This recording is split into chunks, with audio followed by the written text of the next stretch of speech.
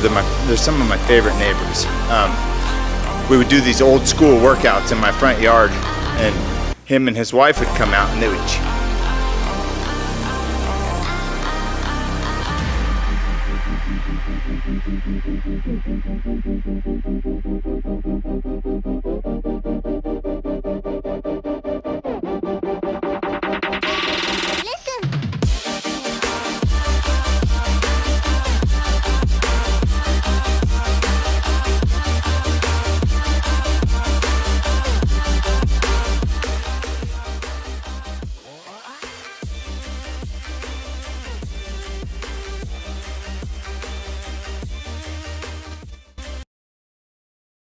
get those submissions in the second and third round, like crush dudes' souls, and I could feel them quit, and then I knew I had them, and it's like I started matching, and I would match the guys, no matter if they were the Robert Whitakers or, you know, somebody who was new coming in that maybe had 10 straight wins or something. And she said, well, maybe you need to bring out that stage character, the crusher, you know, and I just kind of was like, said a little prayer before I went out there, and I was like, let me switch into that guy that's mean, that's coming out to hurt this guy. And I did it, you know, I got close to finishing that arm triangle, and I felt it slipping a little bit. I tried to readjust, and then after that, he came out really hard, because you know, it's like, you hit a hard submission, sometimes you fatigue your shoulders or whatever, and, you know, and it's like you lose a little bit of momentum, and they come back hard. And he did, and I felt that slipping, and then that stage character came out, and it was just like, hey, let's just keep on going. The shots were there. I was able to finish my shots, get him to the ground, keep safe. He was trying to swivel for the arm lock and the triangle, and I kept good, you know, not let too much up, but still land some elbows to cut him up and hit him a little bit. So I just, I feel great. What was your neighbor's name? Mariana Hurd. Shout out Mariana. Yeah. She's gonna love that. Yeah. Do you think, does she watch your fights? Does she always tune in? Yeah, she has off and on. I think maybe she gets it from my neighbor Brett, and then he kind of gives her the play-by-play, but she might have been watching this time. Cool. I don't think she likes the you know, it's a little rough. Getting in it's a fight. Yeah. She's like a 70-year-old lady, right? Yeah. Probably not the demographic for the Yeah. I don't know, man. There's a few out there. So do you think that's something you're going to take forward with you now in your career, the ability to be able to switch that switch? I think I have to. I have to. It worked. Because I would get in the flow of things, you know, and I've had such great partners and great coaching and great teammates. And my life is really fulfilling and really good. You know, I have a great relationship with my 2 older boys and my newest baby boy, and me and my wife are very happy. Life is busy. I've been speaking quite a bit. And I just, you know, it's like I had to find whatever that was that motivated me to become the crusher. And it came back in today, came back in tonight. And it worked, and I'm going to carry that on to the next one and the next one. Congratulations, man. Thank you. Sometimes do you almost feel like it sounds like life outside of fighting, everything is going good. It's almost tough to keep, I guess, touch with that savage side of things that you almost need to be able to go in. Do you feel that, is this something that you were maybe in touch with maybe earlier on in your career when life maybe wasn't, I don't want to say cozy or comfortable? Do you feel like you maybe had that access to it a little bit easier back when life was simpler? No, because it was the only option. You know, it's like I had the overdose death. You know, it was like rebuilding, becoming a productive member of society, and then on the outside of that was like, oh, by the way, you want to be a professional MMA fighter. And, you know, people, I mean, 15 years ago were like, what the hell is that? Yeah. And I knew inside since, you know, I was a sophomore or freshman in high school, and Forrest Griffin and Stephen Bonner, you know, had that first finale, season finale, and I was like, that's what I'm going to do.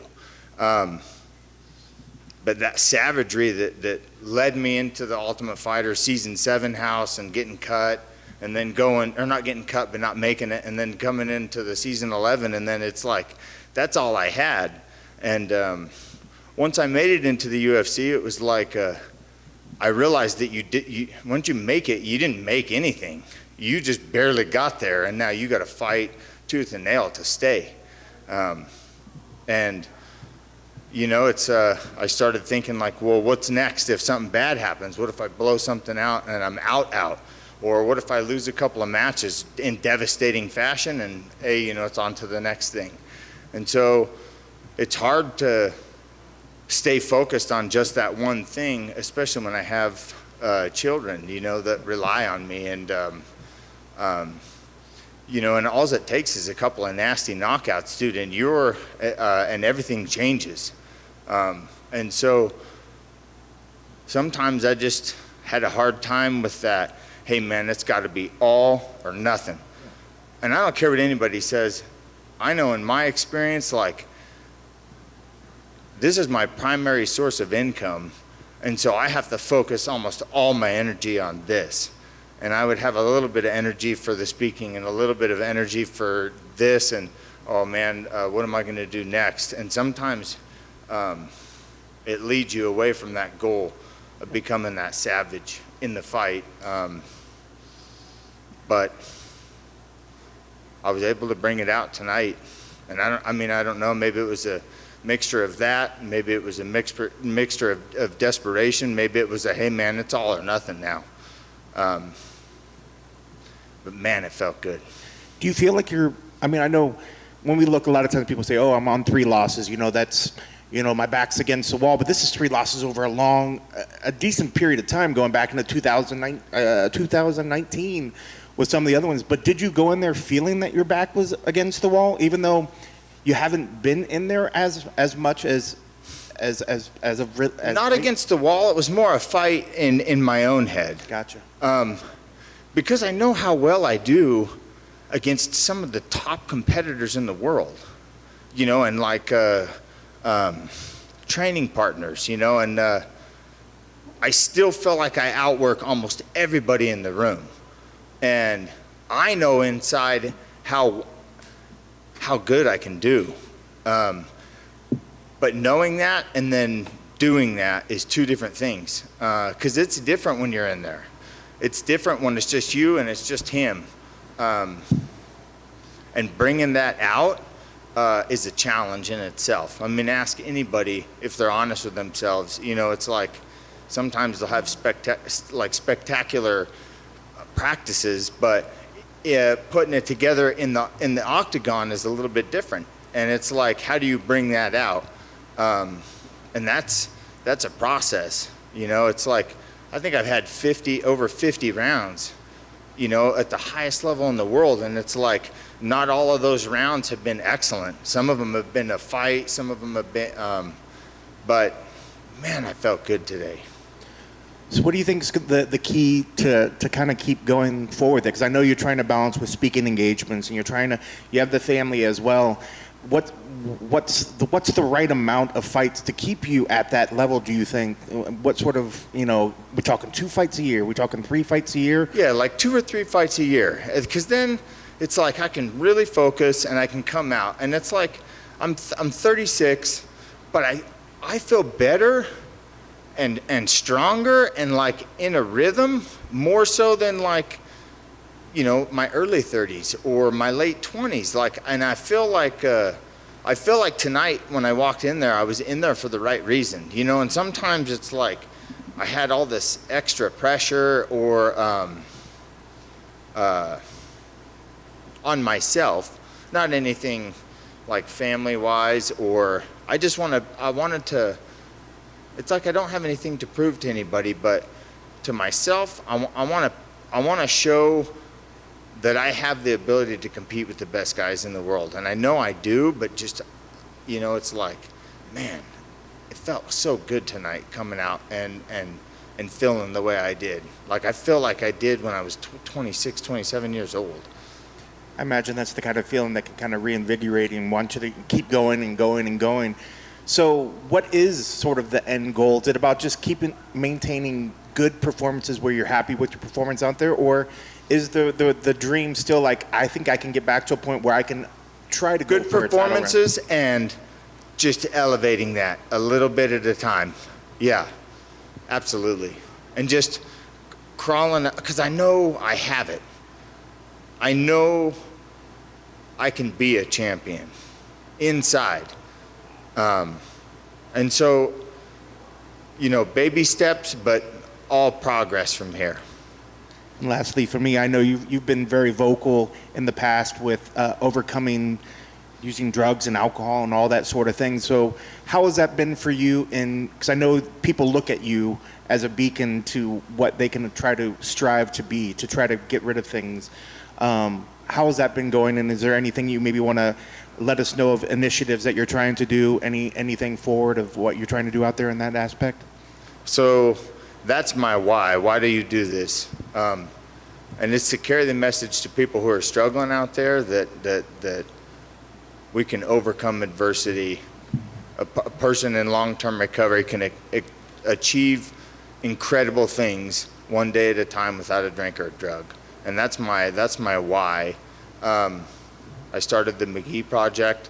I speak. I help get kids into gyms. It's helping them, separate themselves from substance abuse, from all the different distractions, giving them mixed martial arts to focus on, and then,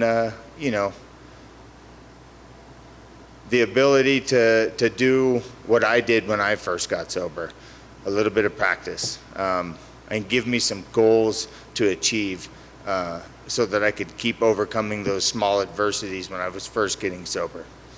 And then lastly, I guess to follow up with that, if you can give an address of where people can go get more info, and I guess part of that, is that just as important or more important than a title when you're dealing with real life stuff like that? If you make an impact in something, is that more important than becoming a champion? They're equal. I mean, I come out and become a champion.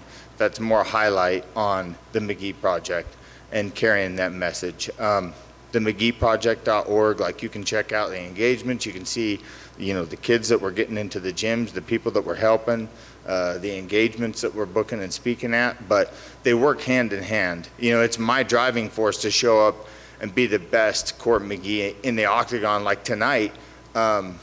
It's my driving force, and it's a legacy that my kid, it's like I have become the professional athlete that I think my kid should look up to. And that's a very comforting feeling. That's awesome. Thank you for that work. Thank you.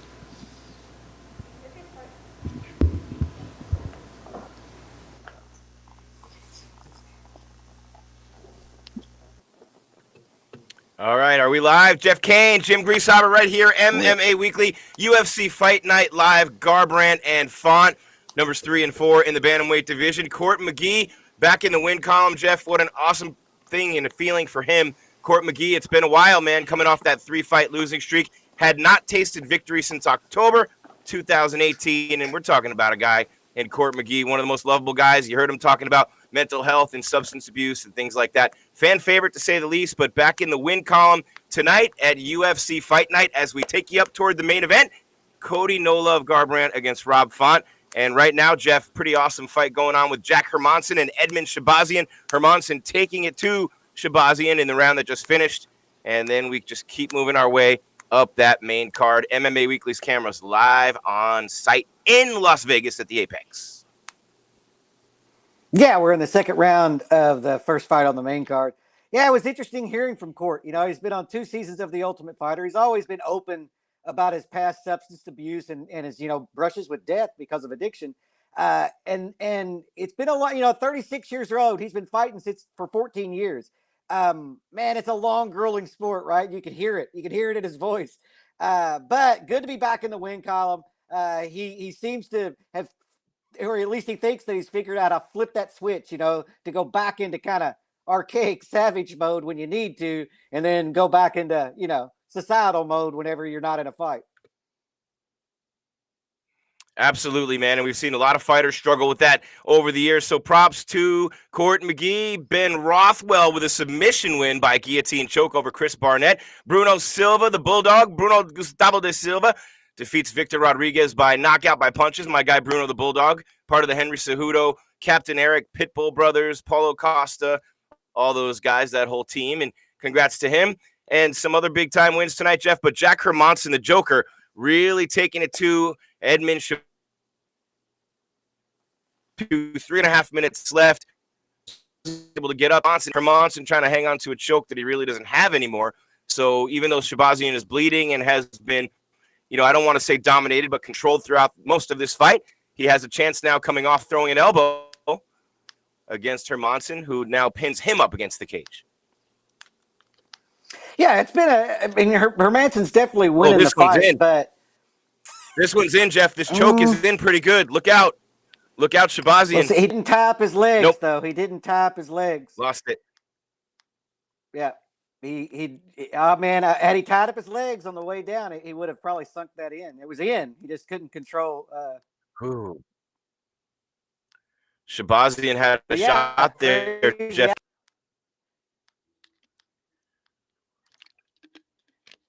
Yeah, we'll see. We'll see how this plays out. But yeah, throughout the night, for those who have been watching, you will have people come back and sit at the podium and talk about the fights that they just had. I don't know if I'm lagging or not. Maybe I am. Maybe I'm not. Maybe a little bit, Jeff. But also, I don't see the chat. Do you see the chat on your screen? If whoever's watching at home base, I can't pull up the chat. I don't know why. This is the second show in a row where I can't pull up the chat on our eCam to chat people while we're on the air or read what they're chatting. Oh, I don't. I've never been able to pull it up on eCam. I didn't know I could. I have to open it up in another. Yeah, there's a little tab there.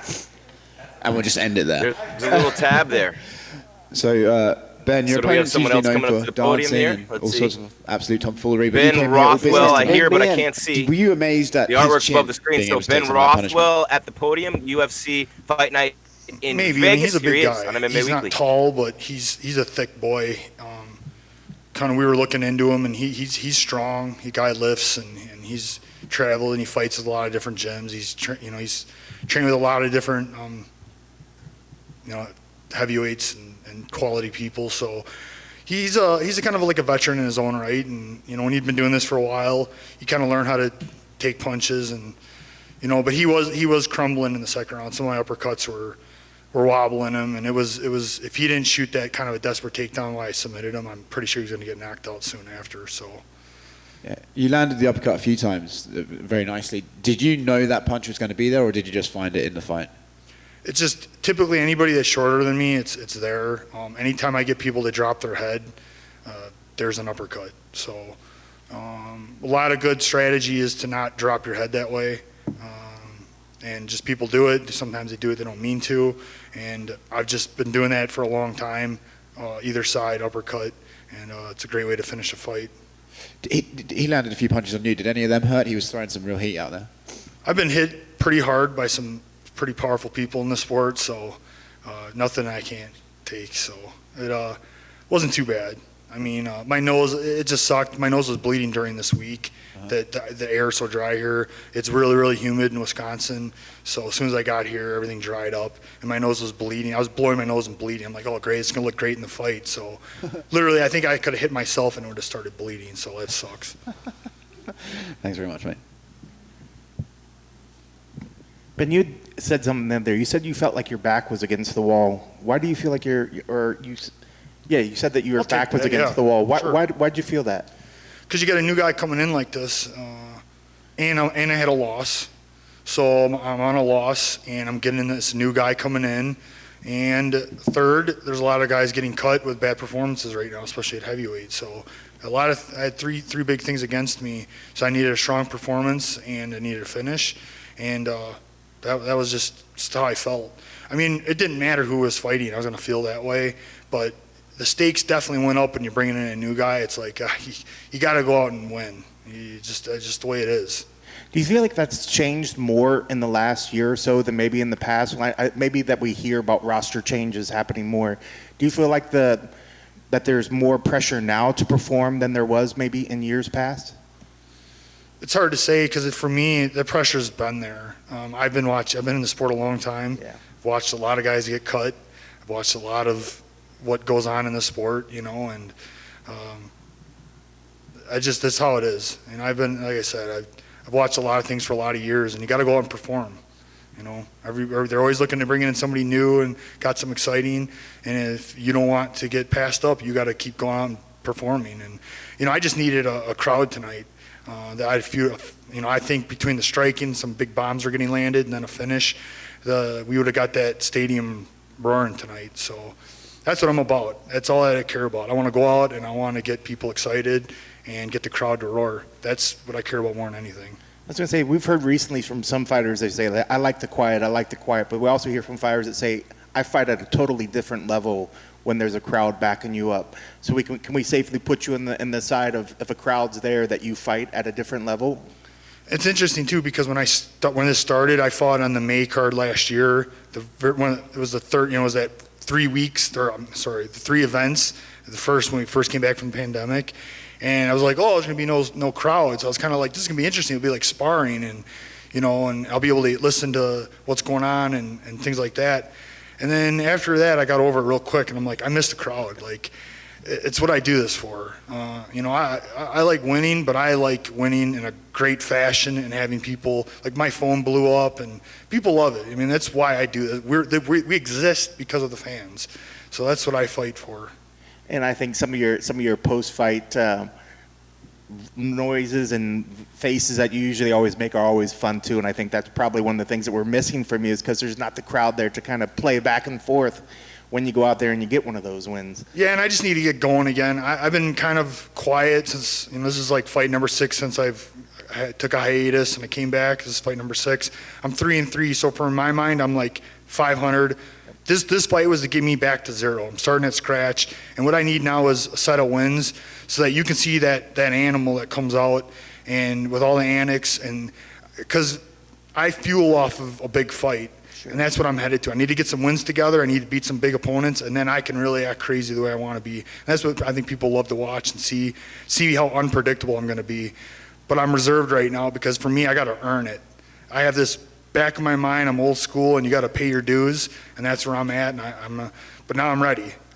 The platform's set. I'm ready to pay some dues, and I'm ready to entertain the fans. Jeez, with your 39-13, whatever record, I think you paid your dues. I'd hate to see somebody that doesn't qualify as paying the dues if you think that you haven't paid your dues. It's tough in my world. Right. How frustrating has this year been? I mean, just looking back at the Lynn's fight was supposed to happen 3 different times. Then you had another canceled bout. How frustrating has this year been waiting to get in there and get that last loss off the record? It's frustrating to a point, but at the same time, there was necessary things that had to happen. The first one was on me. Then I came back 2 weeks ago, and it was a roller coaster ride. I mean, Lynn had some issues medically, and I couldn't get mad because it was like we were 1-1. Yeah. But then they rebooked him, and then everything got really tossed up because then they decided he wasn't ready. He's not going to be ready for a while, and there was a big scramble. I went through like 4 or 5 different opponents were getting talked about, and you know, Chris Barnett stepped up, so props to him. He got his opportunity, and so all of that was it ramped. You know, it kind of ramped here. Plus, this is a 7-month training camp for me since October. So what I try to do is not get frustrated. I literally try to use every day, especially with the 2 weeks after Lynn. I really feel like I try to get my conditioning better this last 2 weeks. I'm just trying to take every day. I got to get better. I have to get better. You know, I'm 39. We all know it. I mean, we hear people want to retire a guy when he's 38. That's why Glover Textera right now is like, man, I'm like really looking up to that guy. How awesome, 41, go and fight for a title. It can be done. And I have a lot of experience. I know what I'm doing, and I'm getting better at each fight again still. I made this quote earlier. I said, an old dog can't learn new tricks, cannot exist in the sport. I'm constantly trying to learn something new. I'm trying to improve myself. I'm a mixed martial artist. And as long as I keep doing that, I'm going to be successful.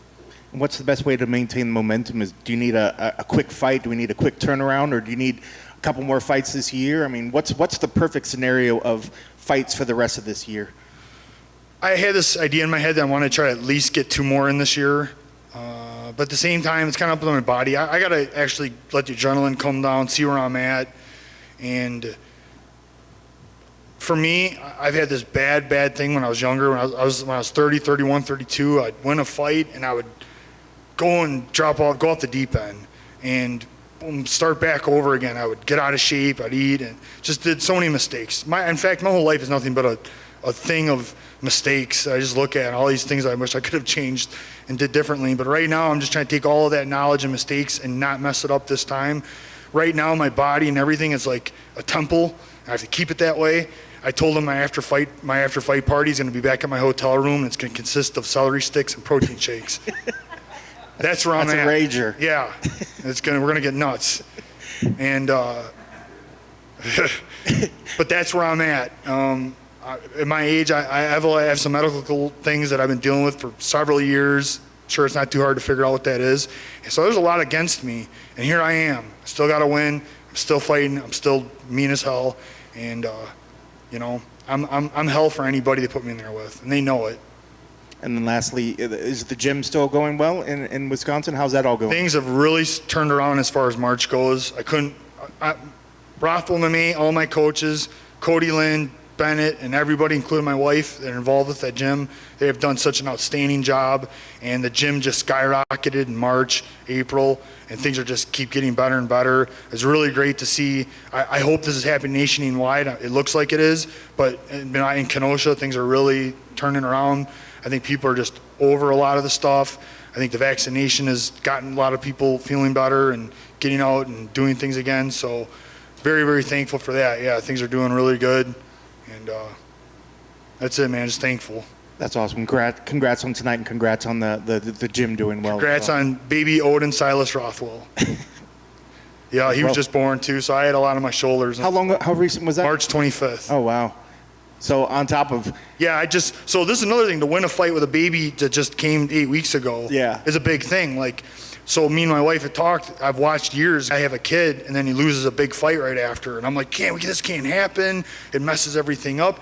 And I could totally understand why. My wife's a badass in her own right, and she did such an outstanding job for me, taking care of him and helping me train, stay ready for this fight. So there's I love winning because it ain't just me. It's my wife won, my coaches over there won.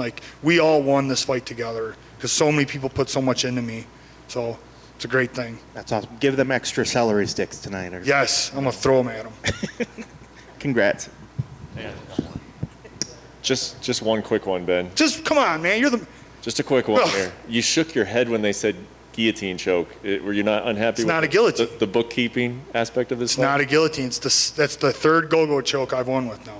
It's distinctively not a guillotine. A guillotine is the forearm across the throat using your legs. Yeah. People can call a variation of a guillotine with just the arm across, but I'm not using my forearm at all. Yeah. So it's a go-go choke. Luis Claudio, LCCT Brazilian Jiu-Jitsu. And then one more for you. When you say your back is against the wall, what do you? You've been in the sport for a very long time. You fought in a lot of different promotions. When you say that your back is against the wall, does that mean if in the event you were to be one of those guys that the UFC were to let go, you kind of confident you'll still find a home in this sport? Or when you say your back is against the wall, you mean like maybe your future in this sport is on the line? I think you're in the sport, every fight, a bad injury right now and so many things. Back's against the wall, even with winning, as far as my career goes. So I wear my cross now because I bring God with me, because there's a lot of things that I can't explain that are happening. My body's staying together. I'm finding ways to improve myself. And I walk a very tight line. It's very dangerous, the sport. We got to stay healthy. And a bad injury now, it's like I'm not 30. I'm 30 years old, you take a bad injury, you got some time to recover. I don't have any time to recover right now. Back's against the wall regardless of where I go. But back's also against the wall in the UFC. Let's be honest. You got to go out and perform. This is the biggest, best organization in the world, and you got best fighters and the best heavyweights in the world. I got to win fights. You don't win fights, they bring new people in. Nothing's changed. I've watched it for 26 years.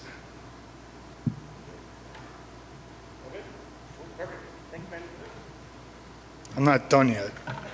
She's got questions, and he's got... Up on the podium after his victory at UFC Fight Night, Font versus Garbrandt. He defeats Chris. But it was not. That's the third time he's won the guillotine, but it wasn't. But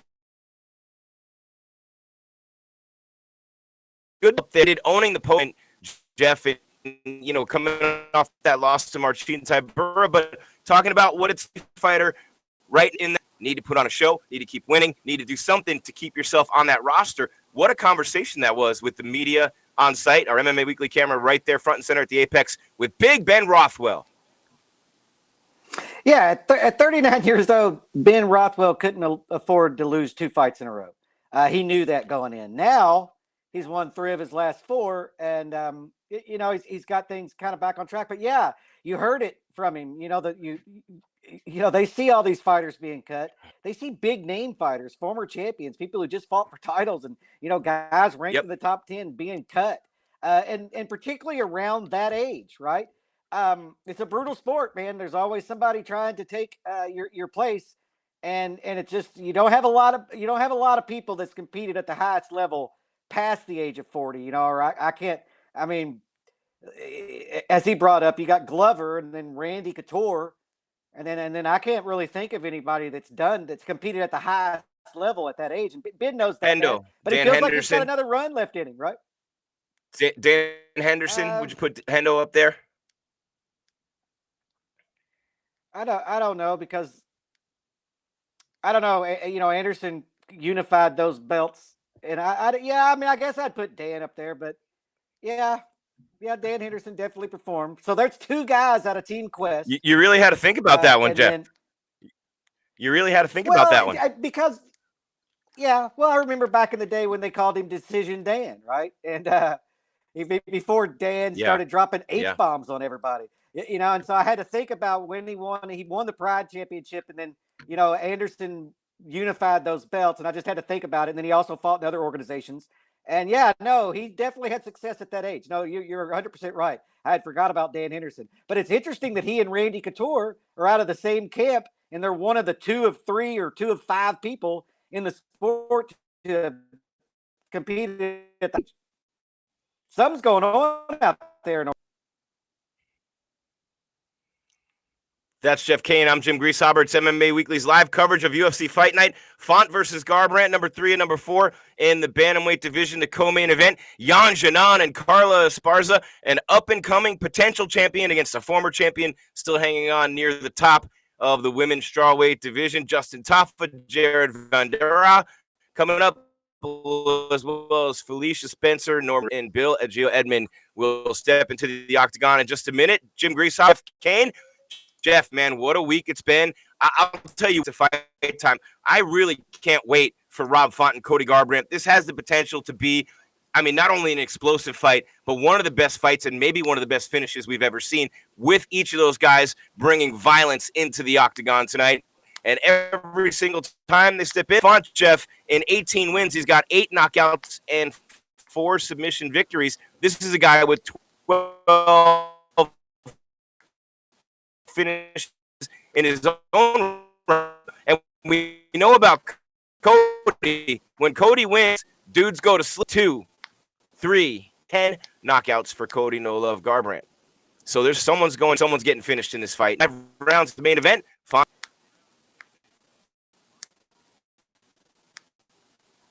Yeah, going to the or it ending in a submission unless something crazy happens. I feel like this one's going to be a striking match till one of them goes to sleep. Cody, man, it's hard. I feel like the fights that Cody has lost, he put himself in a bad position by being over aggressive. And I feel like in his last fight, he looked better at that department of the game. We'll see what happens. I see what you're saying there, Jim. I'm having. Yeah, I think that we might have a connection issue out there in Las Vegas, because I'm having the same issue that you are having. Hopefully, at least our audio's coming. Well, I don't know what. Well, keep going, Jeff. Can you hear me? Yeah, I got you. Go ahead, Jim. Yeah, so we got 2. Okay, this fight card's top. Go ahead. No, go ahead, Jeff. You're on a roll. Keep going. Nah, I say that this fight card, like most fight night cards, is top heavy. We have that fight with Garbrandt and Yeah, Font at the Jeff, it top of it. is. And then we have It that is huge on that end women's because I can strawweight. hear. I mean, I can hook the YouTube link and.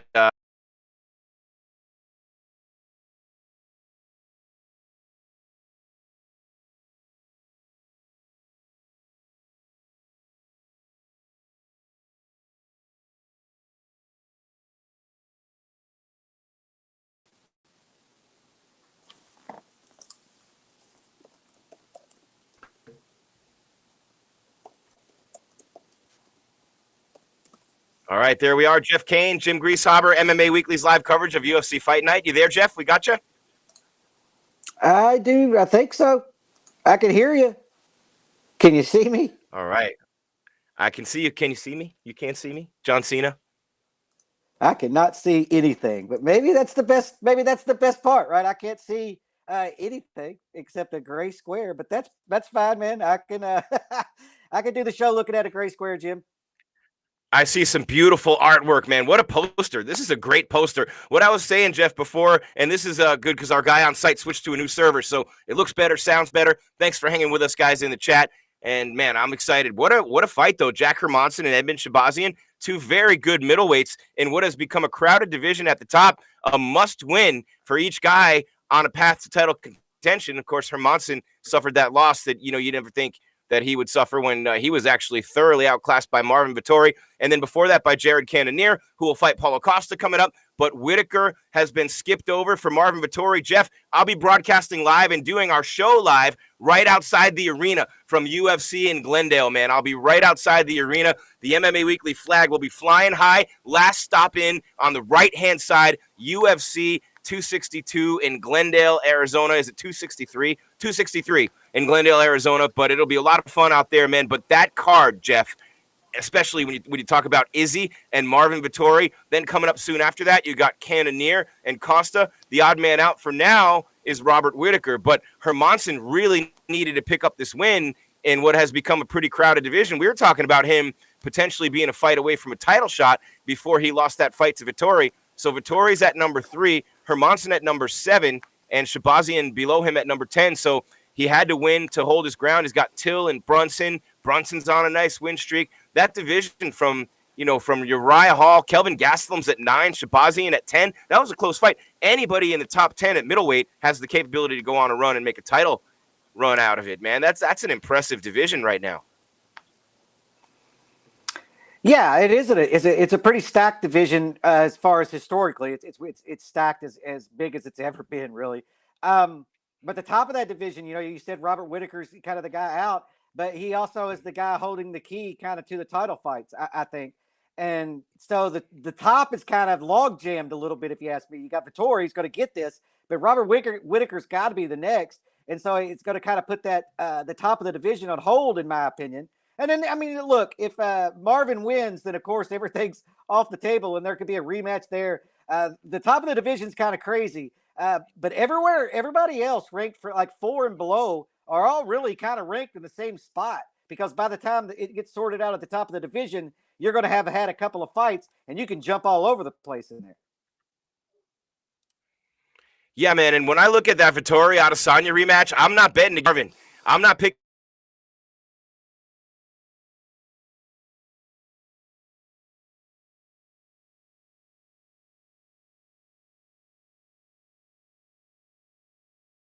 that day, man, and you'll be on with me. And Jeff, I'm literally sitting here going, I don't know who I'm going to pick. That is something else. I mean, when you think about that fight, and that's the main event, but before that, you got Figueiredo and Moreno, the rematch, and before that, you got Diaz and Leon Edwards, and, Diaz and Leon Edwards is going to be an unbelievable fight, and you look at that one there, I believe, and I'm not sure, I believe that's a 5-rounder. Is the Diaz fight a 5-rounder that you know? I believe it is. I don't remember. It might be. I mean, it might be. I don't know. They've done some I was wondering with Nate. main event non-title. I don't know right offhand, man. I'd have to look that up. Maybe somebody in the chat will know. But they've definitely done some non-title fight, non-main event 5-round fights And so it wouldn't shock me for that to be a 5-round fight. If I were Nate Diaz, I would want that to be a 5-round fight. It's 5, Jeff. 5 rounds. So Yeah. 3 5-round fights at the top of that. 3 5-round fights, Jeff Cain. 3. And it's unbelievable. And I'm going to be doing the show live with you that night during the stream. So I actually am turning down, and this is a true story. And thank you, Dave Zowine, the owner of Fight Ready MMA and Fitness in North Scottsdale, home of my buddies, Frankie Saenz, Ramon Salazar, and of course, some guy named Triple C, Henry Cejudo, but also guys like Eric Anders and the Korean Zombie coming in and training for their fights. Bruno Silva, who just won today, Bruno the Bulldog. So thanks to Dave, he invited me into his suite with tickets for those fights inside Gila River Arena in Glendale, Arizona. But alas, I will be on the stream live with you, so I had to respectfully decline. Jeff Cain. Nice. Should have took them. You should have took those tickets, man. And aren't those private boxes really nice? Unbelievable. Lobster, shrimp, steak. I'm giving it all up for my friends at MMA Weekly. Are you listening, guys? Ken, Hunter, everybody, the dedication we have to this team. Jeff Cain, who barely sleeps. His eyelids are being held open by toothpicks throughout the night. Like Benson Henderson was spitting him in his eyeballs. Can you believe Ben fought with a toothpick in his mouth, by the way? I digress, but he fought with a toothpick in his mouth. Not smart. Not smart. I'm glad he didn't get knocked out and then us having to get that toothpick out of his throat. Out of his throat. Yeah, and shout out to the MMA Lab and Ben last night. Big win by Clayton Carpenter on LFA, Jeff. You know who Clayton Carpenter is? He's on his way up. Yeah, we have the LFA weigh-in results up, and I know Ed Sor. We've known Ed for a really long time. It's the best organization to feed fighters into the UFC, to be honest with you. If you're an LFA champion, you're going to be in the UFC your next fight, almost. There's a clear formula. If you can get an LFA and win 3 or 4 fights, man, the UFC, you're going to be high on the UFC's radar. So, yeah, man, I'm a big fan of LFA. And yeah, they have a lot of up-and-comers, man. I suggest everybody watch those fights. Watch all these MMA events. You never know where anybody's going to end up, especially when we're talking about that second-tier promotion, and that's not an insult. Not everybody can be on the top tier. But yeah, man, those cards are stacked. But last night we had 3 damn MMA events last night, and then we got the UFC tonight. It's a beautiful time to be an MMA fan, man. You can watch it all over the place. Cyborg won last night. Congrats to Leandro Higo for a big win over Darian Caldwell. That was a pretty impressive win for him. And you're talking about LFA. Clayton Carpenter defeated Nick Clem by knee bar, 45 seconds in round 1. He's trained by Andre Maracabo, who's Ryan Bader, CB Dalloway's jiu-jitsu coach, guys like that. And then also another guy, Jeff, who I've known over the years from Jackson Wink, Keenan the Lion Jackson, picked up a win over Blaine Richards by unanimous decision. I called their national championship on the amateur level over Team Alpha Male in Northern California a couple years ago, Elite Amateur Fight League. But that was the Gregory Rodriguez-Josh Fremd main event, and Rodriguez defeated Fremd by knockout. But you're right, it's a big-time feeder for the UFC. My guy Kamuela Kirk, the Juwayan, just won a week ago headlining LFA, and he's been close a couple of times on Dana White's Contender Series. A lot of former, Sean O'Malley, for example, was an LFA champion. Sugar Sean, the list goes on and on. Oh, yeah, tons of them. Tons of them come through LFA. Almost the majority that get in there now. I mean, the 3 ways to get into the UFC right now seem to be, you've got the Dana White Contender Series, right? The Ultimate Fighter, if they're taking new fighters, depending on how they do the format that season, and then LFA. Unless you're a female, you still do have, Invicta that'll definitely get you to the UFC. But that's basically your paths to the UFC right now. Unless you're like somebody big in another organization, like Michael Chandler, who's able to come Gaethje. over, or that Mighty Mouse, the Mighty Mouse trade that they made. Kayla Harrison. There's people out there for sure. I think Bellator has, arguably the top featherweight and top bantamweight in the world. Arguably. So who's you're talking Patricio Pitbull and who? Mm-hmm. They're bantamweight Pitbull? champion. Let me pull up his name. Yeah. The guy who beat Peter Yan. Yeah. Yan beat him, and then he avenged the loss. That's his only loss. It's his only loss, and he's the UFC champion, and so it's hard to argue that he's not on that level. But there's good fighters everywhere, man. I suggest, there's tons of networks to watch this stuff on right now and streaming services. It's a great time to be an MMA fan. I mean, 100% a great time to be an MMA fan. We're watching this on ESPN Plus tonight, and then they have the LFA shown on Fight Pass. Invicta used to be shown on Fight Pass. The event last night streamed live and for free on YouTube. You know, there's just tons of ways to watch MMA right now. Yeah, and Juan Archuleta had just lost to Sergio Pettis, who's the bantamweight champ in Bellator now. Patricio Freire is the featherweight and lightweight champ, 2-division champ in Bellator. These guys, meanwhile, Jeff, in the octagon, Ramos and Algio are throwing bombs in there. Ramos, of course, the Brazilian Jiu-Jitsu black belt, the kickboxer and striker. Bill Algio, it's featherweight division fight. Front kick thrown by Algio. But this is a pretty good fight, man. Just starting round number 2. Pretty interesting round number 1 between these guys. Felicia Spencer and Norma Dumont coming up next. I'm sorry, Jeff, if you're delayed coming back to me. So if I'm talking over you, I apologize. There are people in the chat if you think we're talking over each other. Jeff, the timing seems a little off, so I'm sorry, man.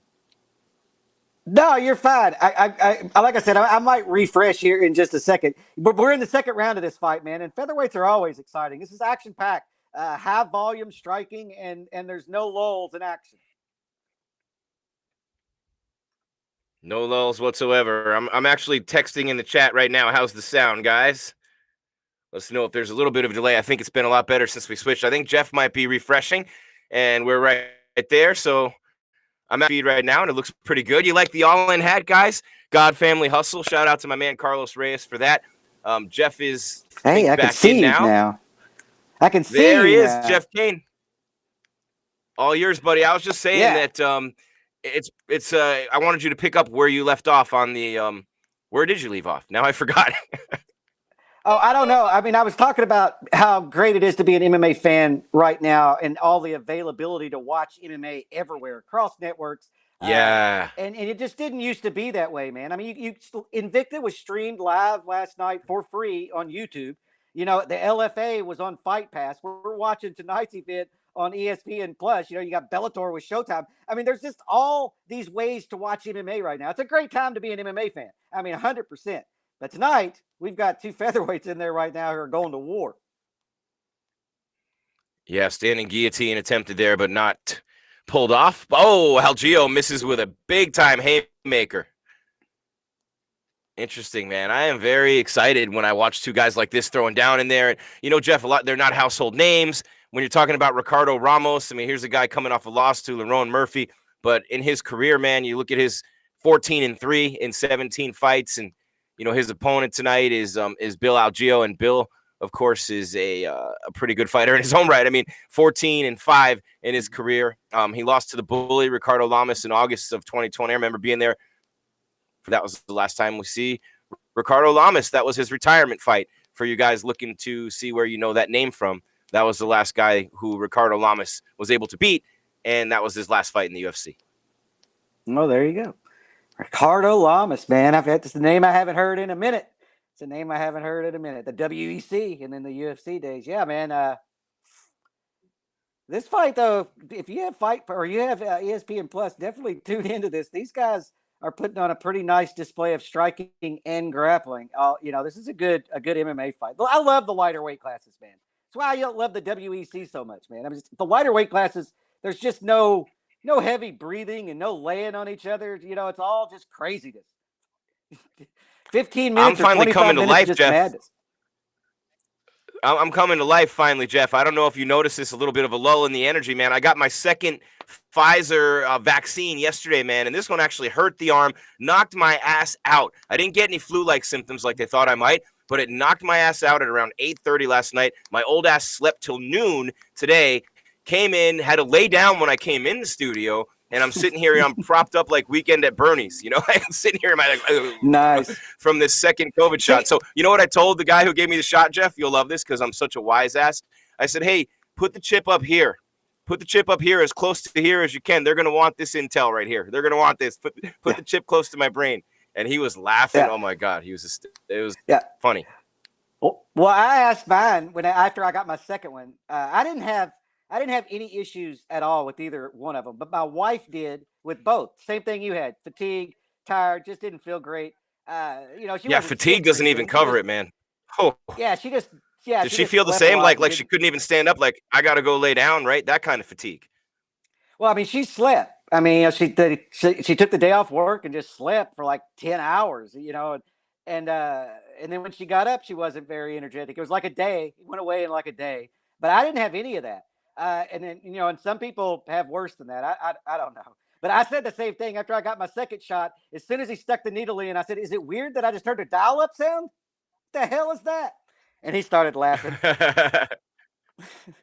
You got to have fun with it, Jeff, right? You got to have fun with it. And so that did knock my ass out. So here I am today, and we got a bunch of fights left. We got right now, it's in between rounds, Ramos and Algio, Spencer and Dumont, Tafa and Vandara, and then, man, Yan Xiaonan and Carlos Esparza. What are your thoughts on Yan Xiaonan? I mean, you're talking about the number, is it number 3 or number 2 in the division? She is number, where are we? She 3, is number, I think, isn't she? She's 3 at strawweight. Rose the champ behind Zhang, and then Joanna, she's 3. And Esparza's 4. So Font and Garbrandt 3 and 4 at men's bantamweight, women's strawweight 3 and 4. Yan Xiaonan and Carla Esparza tonight. I think Jan's going to. God, man, how many Jans can there be in the UFC, Jim? In different genders. Yeah, and this one's different. This one's actually YAN, like Peter Yan, like Piotr Yan, not JAN, like Jan Błachowicz. Do you know it took me 5 minutes in an interview to say his name right? And I finally got it right at the end, and he was coaching me through it the whole time. Jan Błachowicz. That's where I could. It's Bwah, BWAH, and that's why I couldn't get it. I thought it was blah, and I'm going blah bitty blah, and he's going no, Błachowicz, Bwah. Yeah. See, with this accent, they just give up on the first time, and they just say that's close enough, or just call me, Jan B. But yeah, man, he's got a tough last name. But I think that Carla Esparza is going to have a lot of problems tonight. She has to get this fight to the ground. If she doesn't get this fight to the ground, she's going to get beat up. And I think that's what's going to happen tonight. I'm not saying that Jan is going to go on to be the champion, because I think the 2 women ranked in front of her are better fighters. But Carla doesn't do great against high-level strikers, and who have pretty good takedown defense. And so but Carla, man, she views this as the number 1 contender match. And Carla's been in this game. She was the inaugural strawweight champion. Joanna beat her to get the belt. And she's been in there with all of these people. She showed a win over Rose. When she won the title, she beat Rose Namajunas. And so you can't sleep on Carla, but I feel like she's going to get touched up a little bit tonight. Well, you know what's interesting about Yan Xiaonan, Jeff? She was 7-1 with 5 knockouts when she made her UFC debut on the Bisping Gastelum card, November 2017, with a win over Kaylin Curran. Since then, Vivian Pereira, Sayuri Kondo, Angela Hill, one of the toughest girls. We've talked about the number of close decisions she's lost, Karolina Kowalkiewicz, and Claudia Gadelha. Still in search. She was 7-1 with 5 knockouts. She has not finished a UFC fight yet. All unanimous decision wins, though, Jeff. Never a doubt. All dominating performances, but still looking for her first UFC finish. Shows you how hard it is, and shows you the level of competition when you're fighting the best in the world. Yeah, well, those are the best in the world. Outside of the champion or what. Those are the best fighters in the world. You don't finish them a lot. Claudia is ridiculously tough, and all of them are.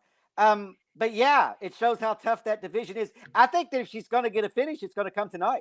Tonight could be her first UFC finish. But I feel like the top, like I said, this is a division where I feel like there's 2 women at the top of it, and then a slight drop to the Jan and Joannas and Carlas and of the world. And that's not a knock on them, right? There's, like I said, there's tiers to this shit.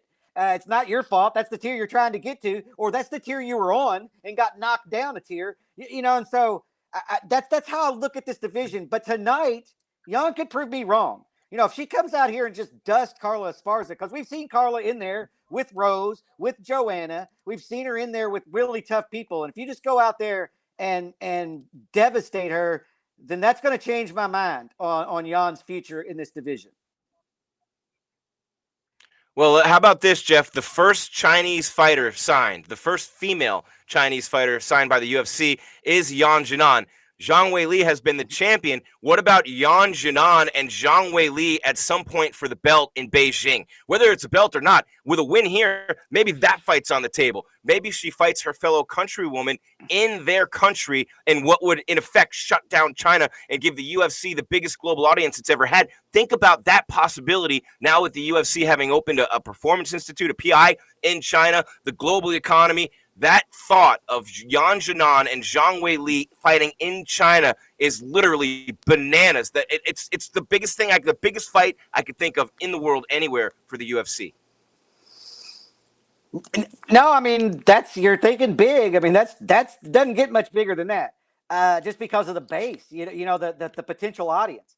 I don't know. I would have to look into it. I don't know how the Chinese culture would feel about two Chinese women fighting each other because they don't have to, right? You could fight someone else, and the only reason why I say that, and I'm not comparing the cultures, Brazilians don't like to fight each other unless they absolutely have to. You know what I mean? It's like it's a national thing. You don't want to knock down a countryman unless you just absolutely have to. But yeah, man, that's a huge fight. And I think you're right. If that were a title fight, that might be the biggest fight the UFC could put together globally. I mean, forget Conor McGregor and forget everybody else. That's two Chinese women fighting in China for the world championship. That's not a once in a lifetime. That's a once in 10 generation opportunity. Yeah, and they don't have the same coaches, and they're not on the same fight team. So it's definitely, I mean, that'd be unbelievable if you think about that. But man, this fight going on right now up at the Apex, Jeff, with Ricardo Ramos and Bill Algeo. Let's see, did that one? That one went the distance, man. Both of them putting out big time and showing off tonight, Jeff. That was a good fight. You talked about the featherweight division earlier, and we've been mentioning it week in and week out, man. That featherweight division is unreal. But I wanted everybody to know what's at stake tonight for Yan Jinan, because that fight with Zhang Weili could be on the table with a win tonight. And you're looking at the rankings right now, and Thug Rose is the champ. You got Joanna sitting there at number 3. Does Zhang Weili get a rematch right away against Thug Rose? I don't think so. Not at all. I think she has to win her way back the way that she was finished. So Rose and Joanna, Rose dominated Joanna twice. So maybe with a win here, a dominating win and a big time finish, maybe it's Yan Jinan against Thug Rose for the belt in Russia, and then maybe Zhang Weili fights Joanna Jędrzejczyk in a rematch of those fights. You talk about two incredible women's fights without those two fighting each other. There they are, Jeff Cain, right there. Thank you, Sean Shelby. Mick Maynard, send the checks to Greece, Gries, at MMA Week. Put it on the same card. Put it on the same fight card in Beijing. Put one the main Absolutely. event, one the co-main event. Put it in all women, not in all women's. You can do an all women's main card though, for sure. And two, a world title fight and number one contender fight. I mean, I hear what you're saying. I don't know if Weili deserves an immediate title shot or not. I wouldn't be upset if they gave it to her, but I don't think they give it to her unless the fight takes place in China where they can maximize on it. I don't think that fight's gonna happen, but I wouldn't be shocked if they did it. I just wouldn't be shocked, but only because the top of that division is kind of not played out. I think Rose has beaten Joanna twice, and then tonight's going to have a big thing because honestly, they have a huge storyline if Carla wins tonight. There's Zhang Weili rematching Rose. Yep. If Carla wins tonight, yes, I was going to ask you that next, Jeff. Go ahead, go with that thought. Yeah, Carla beat Rose for the title, for the inaugural title, and so for it to come and Rose back has never beaten circle, Carla to get revenge. Yeah, and for it to come back full circle and Carla be the one trying to win the belt from Rose, it just got a great storyline and shows the power of the Ultimate Fighter as well. Yeah, man. And Jeff, this would be 5 in a row for Carla. This would be 5 in a row for her. She hasn't lost since Tatiana Suarez at UFC 228. Oh, if Carla wins tonight, I think that she'll get Rose next. I really do. If Carla doesn't win tonight, I think you have the possibility of Weili getting a rematch. If Carla wins, the story's written there, right? I mean, it's written in there. And Rose took no damage in her last fight. The fight didn't last. It landed one exchange. She kicked her in the head. That was it. Rose took no damage. And so if Carla takes no damage tonight, they could turn that fight around pretty quickly and have a monster title fight here in fall or even late summer. And so I think and how about the fact that UFC always has. Go ahead, man. I'm sorry, we're a little bit of a delay, Jeff. My bad. I just was going to say Tatiana Suarez coming back. The rest of the division dodged a bit of a bullet because she's finally healthy, but she's strawweight, which is a super division, half the title for her at flyweight to get a.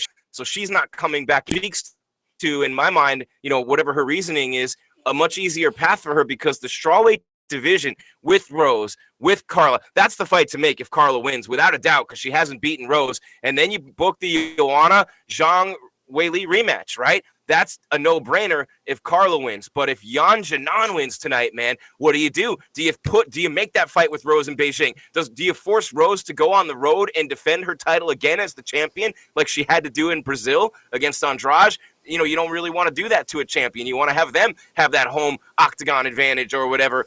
But we'll see, man. Maybe, you get Joanna and Zhang Weili rematch, and you get Thug Rose and Yan Jinan with a win.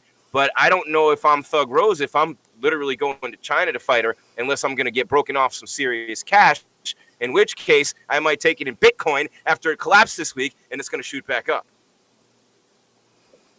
Yeah, the Bitcoin game, if you're not a miner, from what I've been reading, this is all way off topic, is you buy, like today, and when it hits about 55, you sell.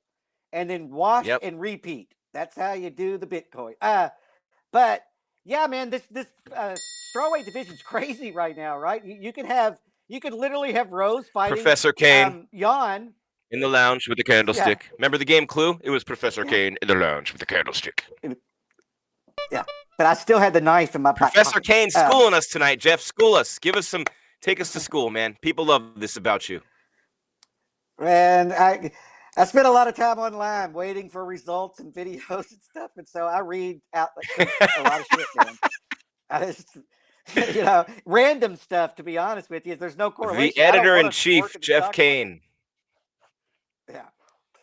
Yeah, but it's interesting what you're saying about the strawweight division. That honestly might be the most exciting when we're talking about potential matchups and what the matchmakers of the UFC can do with the division. That might be the most exciting kind of set of possibilities in the UFC. And yeah, man, and everybody loves those fighters. Like Rose, nobody dislikes Rose, right? And then you have these girls who are from China, the most populated country. Everyone loves Joanna. Yep. Yeah, and so you've got a lot you can do. And Joanna's from Poland, and you have two girls from China, and then you got Rose, who's technically. And how about this, Jeff? How about Mackenzie Dern and Marina Rodriguez about to kick that door down? Both of them at 5 and 6. Mackenzie and Marina knocking on that door. 100%, especially Mackenzie. I feel like Mackenzie's on a fast track. Rodriguez.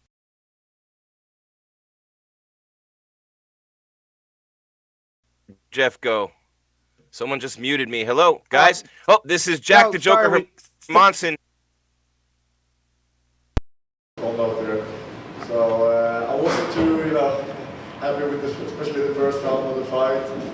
Couldn't find my timing or anything like that, but further the fight went, I managed to change my approach and get the fight to the ground and do what I do best.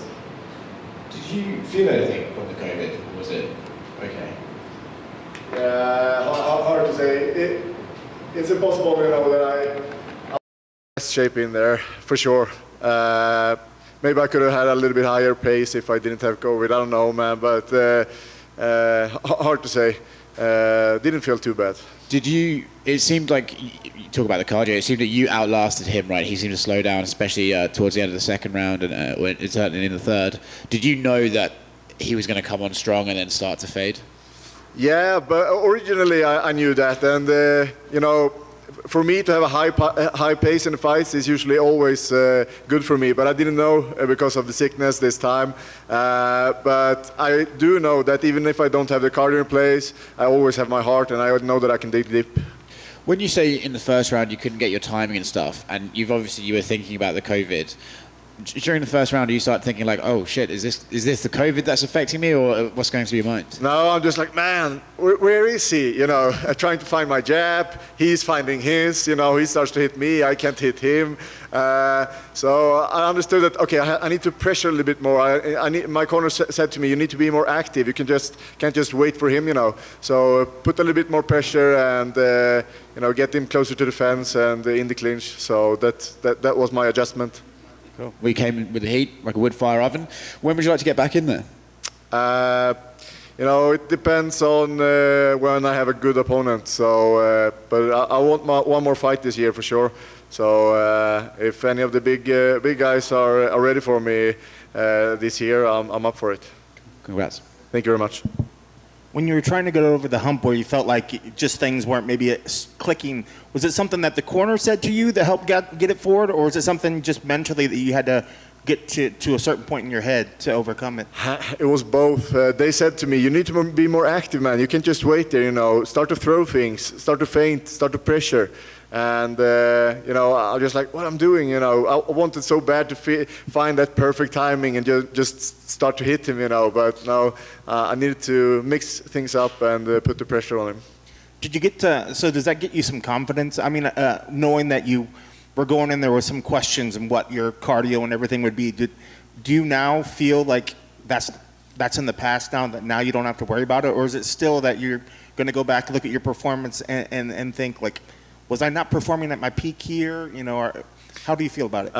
The physical shape is definitely going to be better in the future, that I know. But I'm not disappointed at that part because that was out of my control. What I'm a little bit disappointed of is my, you know, my timing in the beginning there. You know, I wasn't completely ready for that, and if I could do it again, I would have put a little bit longer combinations and a little bit more aggressive head movements, put some more pressure on him. That's what I should have done, looking back to it. Well, I was going to say, we'll talk about that a little bit. What was the game plan for Edmund coming in here? I wanted to build things around my jab, hit him with my jab, and start to work on my other stuff around that, you know. And when I didn't find it, it was like, all right, so am I supposed to start on my other stuff now? You know, so that's kind of what I thought. Okay, I need to just go in with a little bit more confidence and start to get things together here because this fight is slipping out of my hands. You know. Well, and he seems like he's been one of these guys that has a lot of potential. You know, he's kind of been, his stock has been rising. He seems like a contender or somebody that at some point, you know, has a lot of skills. What did you think of his overall ability? Was there anything that surprised you, and did he maybe show you something that you didn't think he was possibly capable of?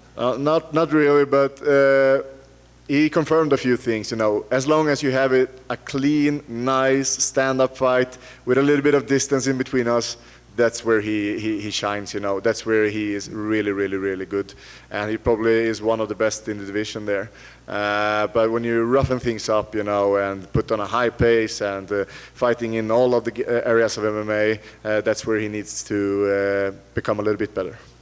So what's the immediate plan? Do you go back, do you rest a little bit? Do you jump right back into the gym? What's the next step right after this? You know, get back, rest a little bit, and start to train again. I'm longing for the training, and I can't wait to get back in there and work towards new goals.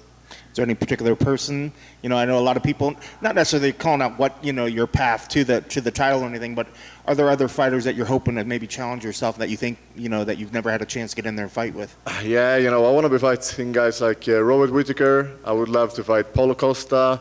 You know, the winner of Bronson and Till could be a potential fight. So, yeah, those guys. That would be awesome. Thank you very much. Thank you very much.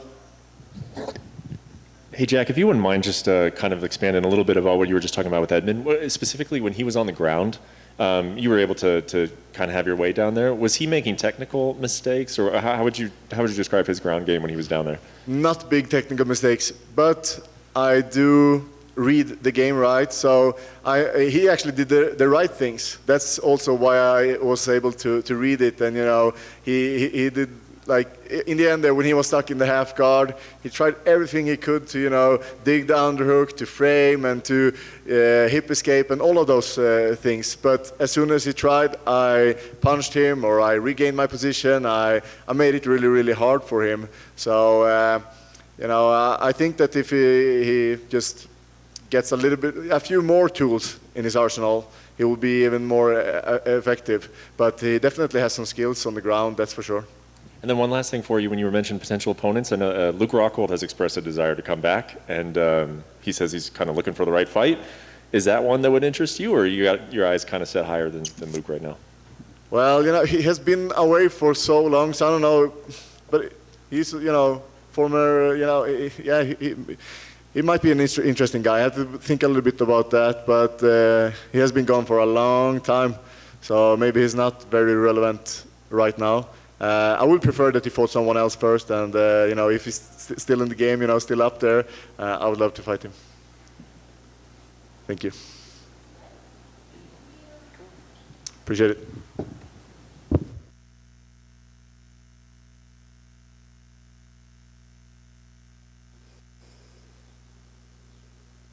Jack Hermanson. Yes, we are. Am I off timeout? I don't know. I just got cut off and I was in purgatory there on mute and trying to listen to Jack Hermanson. He had a lot of interesting things to say. He wants a top level opponent, Jeff. He wants to get to a title shot, but man, I'll tell you what. This is UFC Fight Night Live on MMA Weekly. UFC Fight Night Live. There we go. There we go from Las Vegas, right up there on the. There we go. We got it up there in Vegas. We have incredible performances on our end up there in Vegas, Jeff. So I just want everybody to know we got guys going back and forth from the octagon to the press room, doing double duty. If you check out our Instagram, you got everything going up on our IG as well. Some pretty cool videos on there. So check out our MMA Weekly Instagram. And I know our guy in Vegas is getting some miles on those sneakers tonight, running back and forth from the octagon to the press room, which is pretty badass. But Jeff, we got another fight going on right now. Felicia Spencer and Norma Dumont. That was Jack Hermanson. That division, you were just saying it, man. That division is jacked at the top. You got the Adesanya Vettori title fight. You've got the Paulo Costa, Jared Cannonier. Can't wait. Oh, my God, the Eraser and the Killer Gorilla. Those guys are unbelievable. And then you've got Whitaker, like we talked about, the odd man out, and Hermanson would love that fight. Brunson's winning. Whitaker's already beaten him. You got Darren Till. Whitaker's already beaten him. So you were right in saying, and I think you said it about 10 minutes ago, Jeff Cain, that Whitaker is the guy who holds the key because every title shot goes through him. Oh, yeah. Yeah, I think that Hermanson's probably going to pass Till in the rankings because he did beat a top 10 opponent tonight, you know. And Till really hasn't done that. And Till's been out for a minute, you know, inactive. But yeah, man, Robert Whitaker holds the key, I feel like, to that title fight. I think Whitaker's waiting, right, for this Vettori and Adesanya. And he wants a crack at Adesanya again. Speaking of this women's fight, though, Jim, do you just feel like they're just trying to see if Dumont can win so Amanda Nunes will have somebody to fight for the title in that division? Well, I mean, you're making a great point. I mean, that's something that, you know, I mean, this one, by the way, is at women's featherweight. And that one's even more thin for Amanda Nunes than bantamweight. So there's nobody in that division. And she's coming off a win over Ashley Evans-Smith. Megan Anderson knocked her out in the fight before that. But I do like Norma Dumont, Jeff. She's got, you know, she's a purple belt in jiu-jitsu. She's a black belt in Sanda, which is pretty cool. If you know what Sanda is, I know it's a sport. It's in Chinese. It's Chinese kickboxing, boxing and kickboxing called Sanda. Pretty cool. You got an education here on the show. But Norma Dumont, I mean, yeah, you're right, Jeff. They want someone to be able to fight Amanda Nunes. Anyone, someone. They might have to start doing like Henry Cejudo calling himself the intergender champion. They might have to start doing that.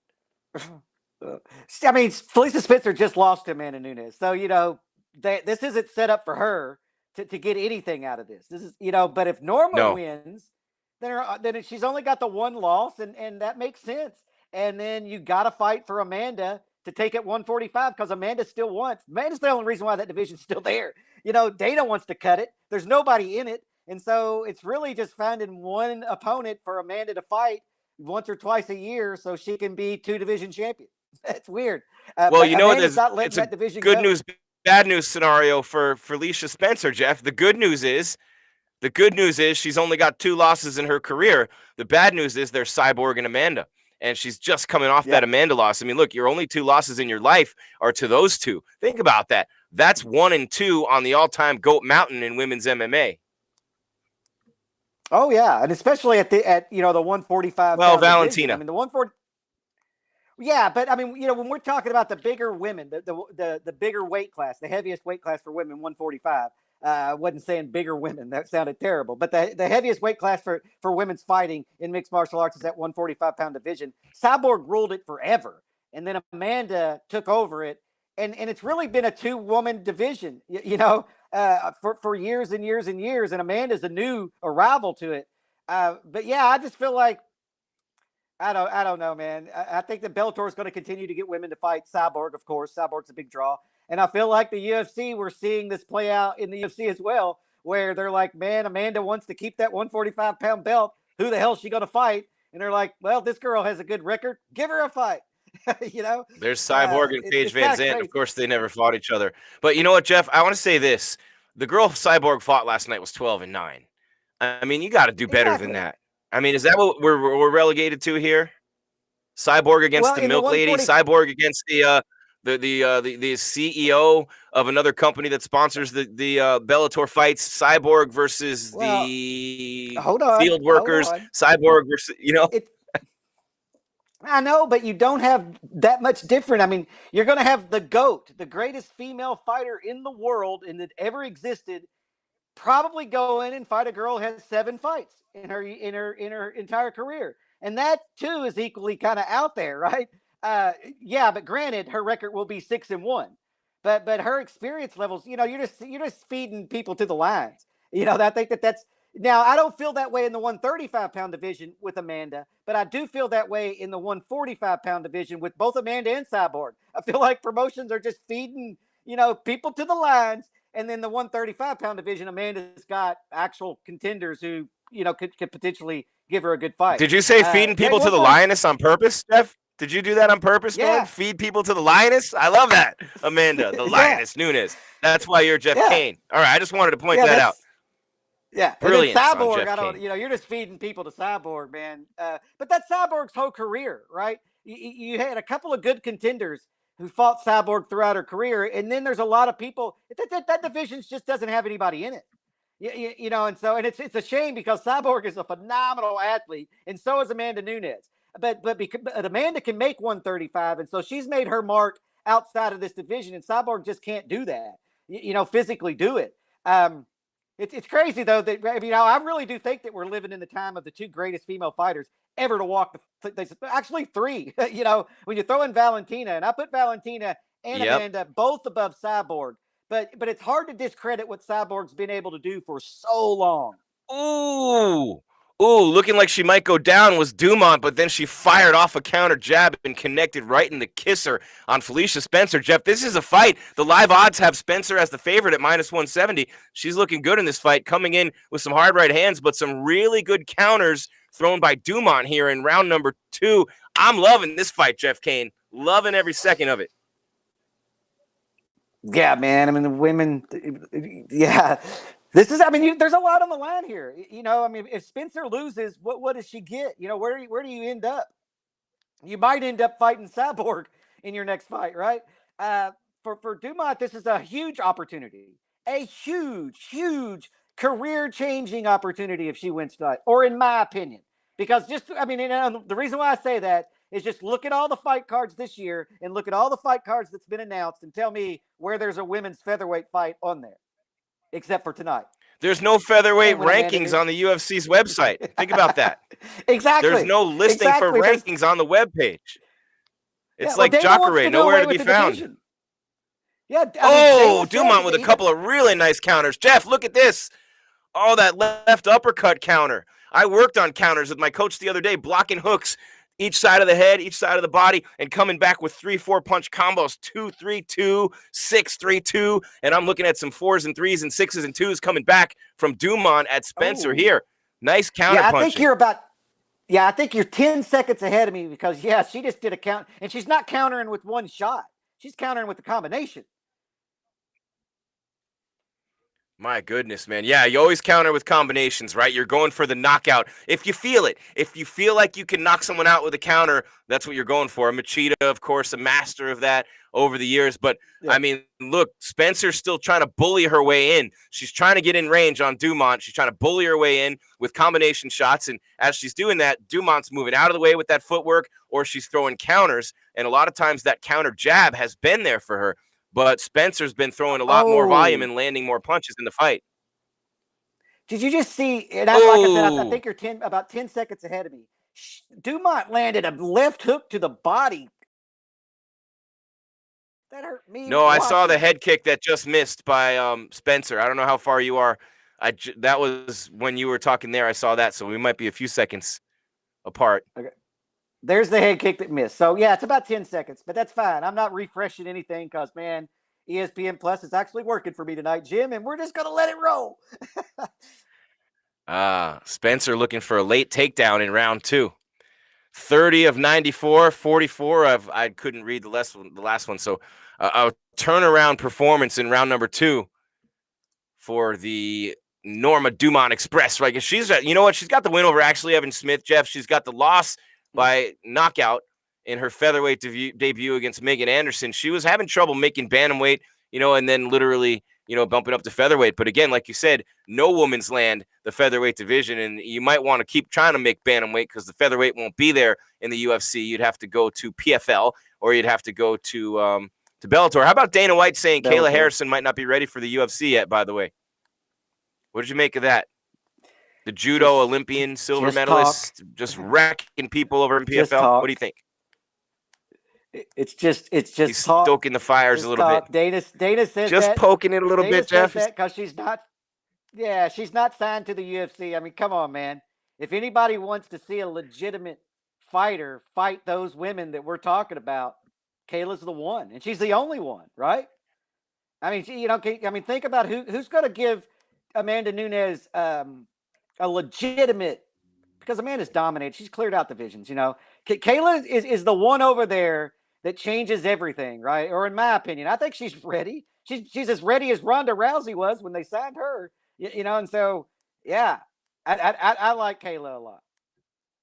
She's a good person too, if anybody that follows her interviews and her videos, she's man, I don't want to mess with that girl. That's a determined, focused. But she's a lightweight too, Jeff. Yeah, she's gonna have to come down to 145. Yeah. That's it. She has to come to. I want to see her fight Cyborg first. I want to see her on a 1-fight contract. I want to see the PFL's best fighting Bellator's best, and the winner fights the UFC best. Wouldn't that be great? I'm dreaming over here. But let's say Kayla Harrison fights Cyborg, and then she has to fight Amanda. Well, I mean, ideally, but yeah, you're not going to see that because then you're going to have, you have a pecking order there. And then we had that article by James Goyer on the website about the Nielsen rating. Did you look at that, Jim? For what? On the Nielsen ratings for social media imprints and video views and all of this stuff in all professional sports. And the UFC is huge, right? I mean, above all these major sport networks, and one spot behind them, I about fell out of my chair, is ONE FC. Wow. And then Bellator is on down the list, but we have three MMA promotions that are in the top 20 professional sports leagues social media imprint. Unbelievable. And they are unbelievable. UFC, ONE FC and Bellator. But Bellator is lagging behind. And MMA Weekly. Significant growth. Yeah, the MMA Weekly. Yeah. Yeah. I thought you were going to say an MMA Weekly had 3. Where our YouTube subscriptions are growing up, Jeff. That is crazy. And think about this with Kat Zingano coming over now, and people are saying that's the next fight for Cyborg at Bellator. Is Kat Zingano a former UFC title challenger? So that'd be a pretty good fight, and pretty good social media following there. And then Kayla Harrison building that following. Cyborg has said that she'd be open, and that was just yesterday. Cyborg coming out. Oh yeah. Kayla Harrison is ready to sign Kayla Harrison when she hits free agency. Now, she's won gold twice at the 2012 and 2016 Olympics, and she's obviously, her and Henry Cejudo have their back and forth about who's a better combat sports athlete. But, Dana White told Aaron Bronsteter earlier this month that, when she feels like she's ready, and this is a quote from Dana, I'm always looking for the best possible people to come in and fight. If you don't think that we've offered her to come over, I just don't know if her people think she's ready yet. It's a whole other level when you get here. There you go. Kayla Harrison. There's one for Amanda Nunes, but I think what happened with Kayla ahead, Jeff, Harrison is this is what I think happened with Kayla Harrison is she looked at the UFC, she looked at Bellator, and then the PFL offered a relatively light chance to win $1 million, right? At the end of the season. And she said, that's the path I want to take right now. That's the path I want to take right now. Now, I'm not saying that that's the right path for everybody, but it probably was the right path for where she was then, transitioning over to mixed martial arts. She got that payday. She's going to get it probably again this season, and then she can start looking at her legacy. You know what I mean? Do I want to be known as the greatest combat sports athlete?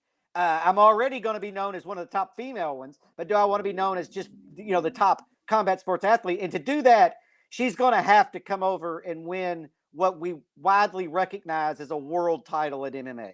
And she's not going to get that in the PFL. I like the PFL. I love the PFL format. It's easy to follow along and stuff.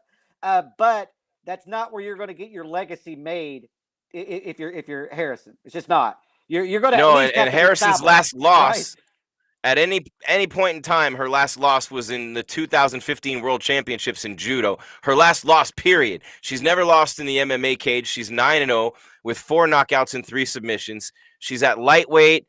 She's winning tournaments in the PFL. She hasn't think about her resume, Jeff. She's a 2-time Olympic gold medalist in judo in London and Rio 2012, 2016. She's a world champion 2010 in judo. She's a 2-time Pan American Games gold medalist in judo and a 2-time Pan American Judo Championships gold medalist as well. And again, she hasn't lost at anything since 2015.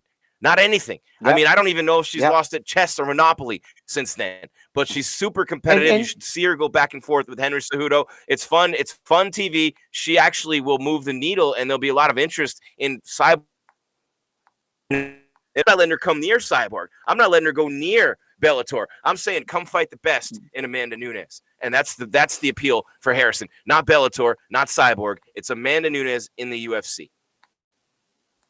Yeah, it's going to come back down to numbers, right? It's going to come down to numbers and which one offers her the best deal. But for people that don't know her, before her last fight, and it's on MMA Weekly somewhere, and it's on our YouTube channel as well. There's a promo video of her where she took over custody of 2 kids that are not hers because that's who she is. And there's such a great quote in there. There's the favorite thing that she's ever said. She said, "When shit hits the fan, you call Kayla. You call me." That's been her role her entire life, right? When shit hits the fan, you call me because I get results. She has a different mentality, man, than almost anybody that you're going to come in contact. Those Olympians, you've been around Henry, and Ronda, the Olympians, definitely Cormier, have a different type of mindset in my Floyd opinion, Mayweather than other people. Yeah, they just have a different mentality because you work Holyfield, for 4 years, Evander Holyfield. Shot. Yeah. Yep. Oscar De La Hoya, Carbajal. Yeah. For 4 years, you work for a goal and you get 1 shot. That's it. 1 friggin' shot. And then you got to wait 4 more years. And that pressure and the focus that it takes, man, to actually make that happen is incredible. And that's what makes those athletes special, right? So, yeah, I'm a big fan of Harrison. I hope she comes over to at least, like I said, at least fight Cyborg. But I think the UFC is going to make her an offer. She's making big waves. She's got a resume that rivals anybody's in combat sports. And so she's coming right into a title shot. Yeah. But come make 45 and your first fight is against Amanda. Mm-hmm. I wouldn't do that if I were her. I would want to test fight at 145. I would want to come in and fight somebody else. Just to see. But if you lose, you don't get Amanda. You're playing with fire. I know, but if I don't do it right, I could get really hurt against Amanda. It's kind of what I'm thinking about that. If she misses a weight cut and she comes in there and fatigues early because of the weight cut, Amanda's going to hurt her. But if everything goes okay, well, she can do a test weight cut without taking a fight, Jim. So I'll just, you're right. You come right into a title fight. But before you do that, you make damn sure that you can go 10 rounds at 145, and you can make the weight safely and everything. But look, she's an Olympian. I don't have to say this to her, right? This is all it's just all Nope, you don't. bullshit because You don't. she already knows. And Jeff, it's not going to be next for Amanda Nunes. You were talking. Norma Dumont gets the win by split decision. There was the 30-27 for her and the 29-28 for her, I believe. It was 30-27, 30-27, and 29-28. Ramos over Algio. But we just got the official decision from Bruce Buffer on this fight here. Felicia Spencer and Norma Dumont. So Norma Dumont picks up the win, and that's another step in the right direction for her. And Jeff, she'll be toward fighting Amanda Nunes. She's Two in a gonna row fight now. Amanda Nunes She's now next. 6-1. She's going to fight Amanda Nunes next. That's all that fight was about. Now she's on a 2-fight win streak. It's another featherweight that they can put in there. She's going to get Amanda Nunes next. That worked out perfectly, and it did for Dumont. Dumont just picked up a win. She's now 6-1 in her career, and she's on enough of a win streak, and they can sell it. That's Amanda Nunes' next opponent at 145, walking out of the octagon right now. I said And she landed a lot of big-time counter shots, Jeff. You're right. I believe I'm right there with you, Jeff, on that train. She's a really good counter puncher. She won this fight taking over and taking shots from Spencer and coming back with counters. That's how she did it. I'm going to see if I can hear in the interview if she calls out Amanda. Let me see. I'm going to mute myself for a second, Jeff, and let you. Yeah, hopefully she calls out Amanda because that's the biggest fight she can get. And honestly, if she's not going to go back to 135, it's the only fight she can get in the 145-pound division. I mean, there's no division. And I feel like tonight was basically that. It was like if Felicia Spencer wins, then we're going to have to go fishing. If Norma wins, then we have a viable challenger to Amanda Nunes in this weight class. That's what I feel like tonight was all about with this fight and this matchup. But all right, Jeff. Well, hold on real quick. She's answering a question from Felder about moving back to. Okay. Yeah, she's either going to have to move She back wants to to move back bantamweight to or she's going to fight. Yeah, we'll see.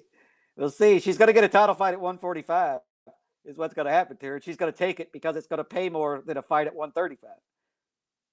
And then she's going to get destroyed, and then she's going to go back down and fight at 135 and try to get to the same champion that just destroyed her at 145. This is a terrible. Amanda Nunes is just, it's just got a stranglehold on half of women's MMA.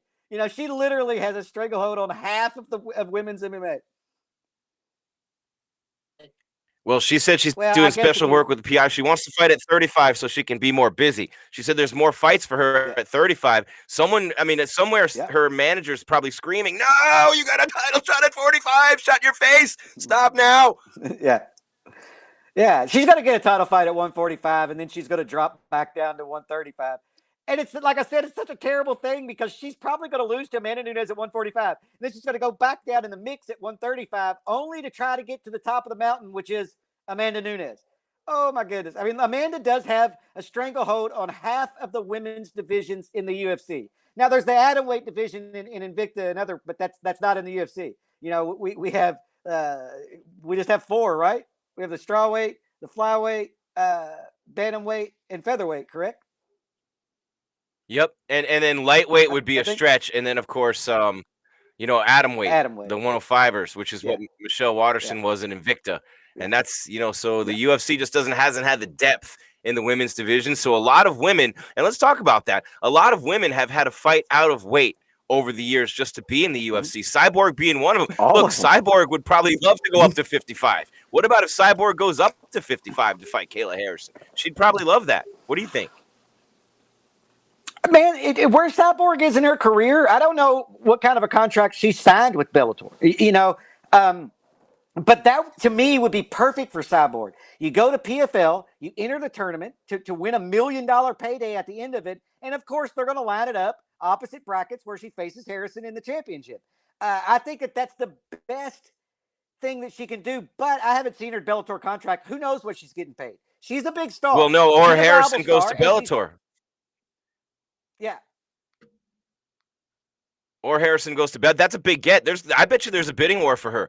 Dana's not going to want to lose her to Scott Coker, and Coker for sure will have money to throw around, and he does strategically have money to throw around. Plus, you get all the sponsor money, and there's a lot of things that Coker can offer to Kayla Harrison. And that's a girl, look, when you're talking about an Olympian and a 2-time gold medalist who can talk like she can, who's been dominant like she is, that's a lot of money from sponsors, man. So that's a big-time appeal for the Bellator side of things to be able to go in there and keep every dollar from your own sponsors, whereas you can't get that from the UFC. So then if you're Harrison's people, you have to say, all right, I want this much Venom money. I want this much bonus money. I want to make sure I can make more here, or at least the same here that I can make in Bellator by keeping my own sponsors on my own shit.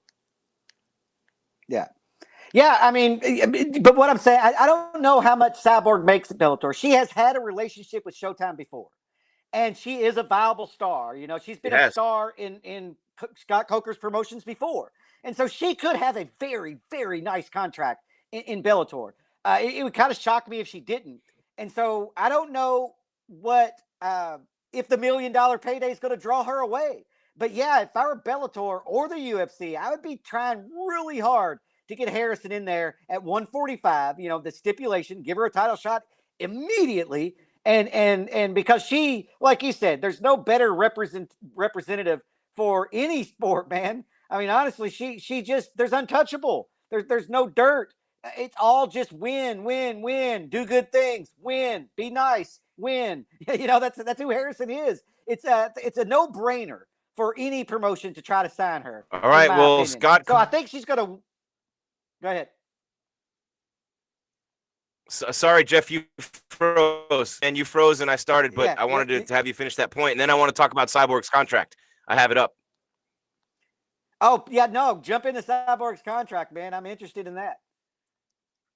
It's very, you know, it's not, the details aren't released, but Coker is quoted in a Forbes article as saying that it could be one of the biggest contracts in the history of mixed martial arts and combat sports, because if she keeps winning and she keeps stacking up wins and bonuses, she could make millions of dollars. So it's a multi-million-dollar contract for Cyborg, potentially, if she keeps winning and keeps finishing opponents. And that's why it was big for her to get the finish very late in that fight last night. Cyborg getting bonus money for finishes. So obviously to finish that one late, even though it wasn't traditional, Cyborg finished early. She did finish the fight, and she keeps winning. She keeps getting finishes. We're talking about a multi-million-dollar contract for Cyborg. So then you're talking about a multi-million-dollar contract for Kayla Harrison. That's a lot of money for Scott Coker to throw around for one fight when you've already got Cyborg there just to outdo Dana White. But you could argue that outbidding Dana White or out-negotiating Dana White with Kayla Harrison and bringing her to Bellator instead of the UFC would be a huge coup, because when's the last time Bellator got anybody the UFC really wanted? Let's be real.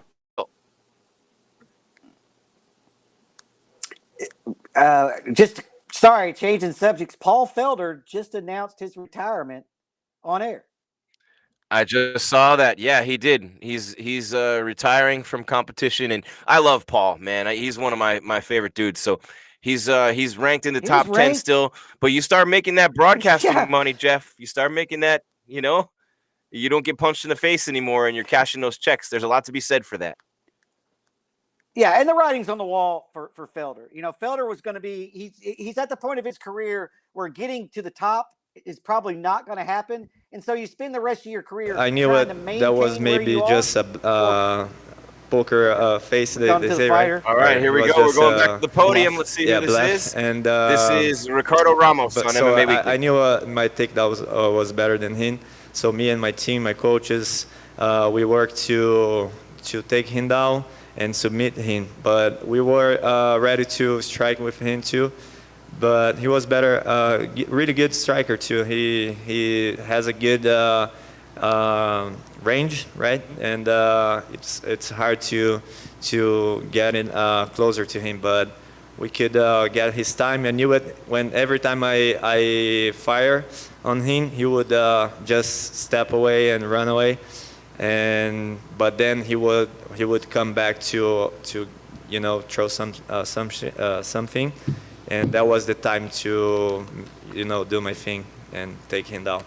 When your opponent goes out there and says that they're going to take you down and do all this other sort of stuff, does that give you extra motivation to want to turn it back around and show them, like, you know, you were silly for thinking that? For sure, definitely. And not just this, but all the things that I'm facing, like in this last couple months, makes me so much more motivated to come back and get into this war and get this win. I was ready here. I was ready in my training camp. I was ready, everywhere, technical, everywhere. So my spirit was, stronger than ever. And of course, everything that I saw, everything that I read on Instagram, media, everything, I could make this becomes motivation for this one. When you say dealing with things recently, things outside of the cage or just in preparation, do you mind sharing? What was going on? Well, they canceled 2 fights in a row, and there's many things in my personal life. I have a baby now, and it was a bunch of things all happens together. I lost couple. Yeah, that's it. I don't want to talk about, but sure. There is a bunch of things that motivated me to be here, and that's it. I just want to say a big hug to my brother, and I love you. And then having a young child, how motivating is that, and how rewarding is that to have something to fight for? Yeah, this is father's strange. It's something that changed my life, and that's it. I love it. And then I guess last question, short term, what's the next step? Do you take some time off? Do you rest a little bit, or are you anxious to get right back in the gym and work on some things? No, I'm ready to get back to the gym and keep working, keep getting better. I will not give up. I will not get rest until I become the champion. And I know my baby's coming in October, but that's some things that I have to, just lead with to, become the champion. That's what it takes to become the champion. And of course, I will be close to my family, but not the time that I would expect to, share with them. But I will be working hard to be ready for everything. And my family too, they are pretty much helping me, and they understand all the situation, and they are in this fight with me. Congrats on the win. Best of luck. Thank you. Thank you. That's it. There you have it. Ricardo Ramos defeats Bill Algeo by unanimous decision, 30-27, 30-27, 29-28. That's Jeff Cain. I'm Jim Grieshaber. Norma Dumont took out Felicia Spencer by split decision, 30-27, 28-29, and 29-28. Justin Tafa and Jared Vandera making the walk right now, Jeff, for their heavyweight co-main from the UFC Apex in Vegas. Our MMA Weekly cameras on site. Our guys are running back and forth from the cage to the press room, doing Instagram. Check us out on MMA Weekly. Make sure you subscribe, like, and hit that bell right here on YouTube with MMA Weekly. My whole entire system just almost crashed. I literally caught my computer as it was falling, which, of course, has my camera on it. So that was almost disaster, Jeff. Nice. But Jared has finished 10 of his 11 wins, 7 knockouts, and he is a Brazilian Jiu-Jitsu black belt, Season 4, Week 8, Dana White Contender Series contract winner, Jared Vandera. Yeah, big boys, man. Heavyweights don't take much. I mean, don't blink in this one. That it just takes one shot for the big boys. Yeah, this is a good one. This is a good fight. That leads us into the 2 mega fights with all the implications.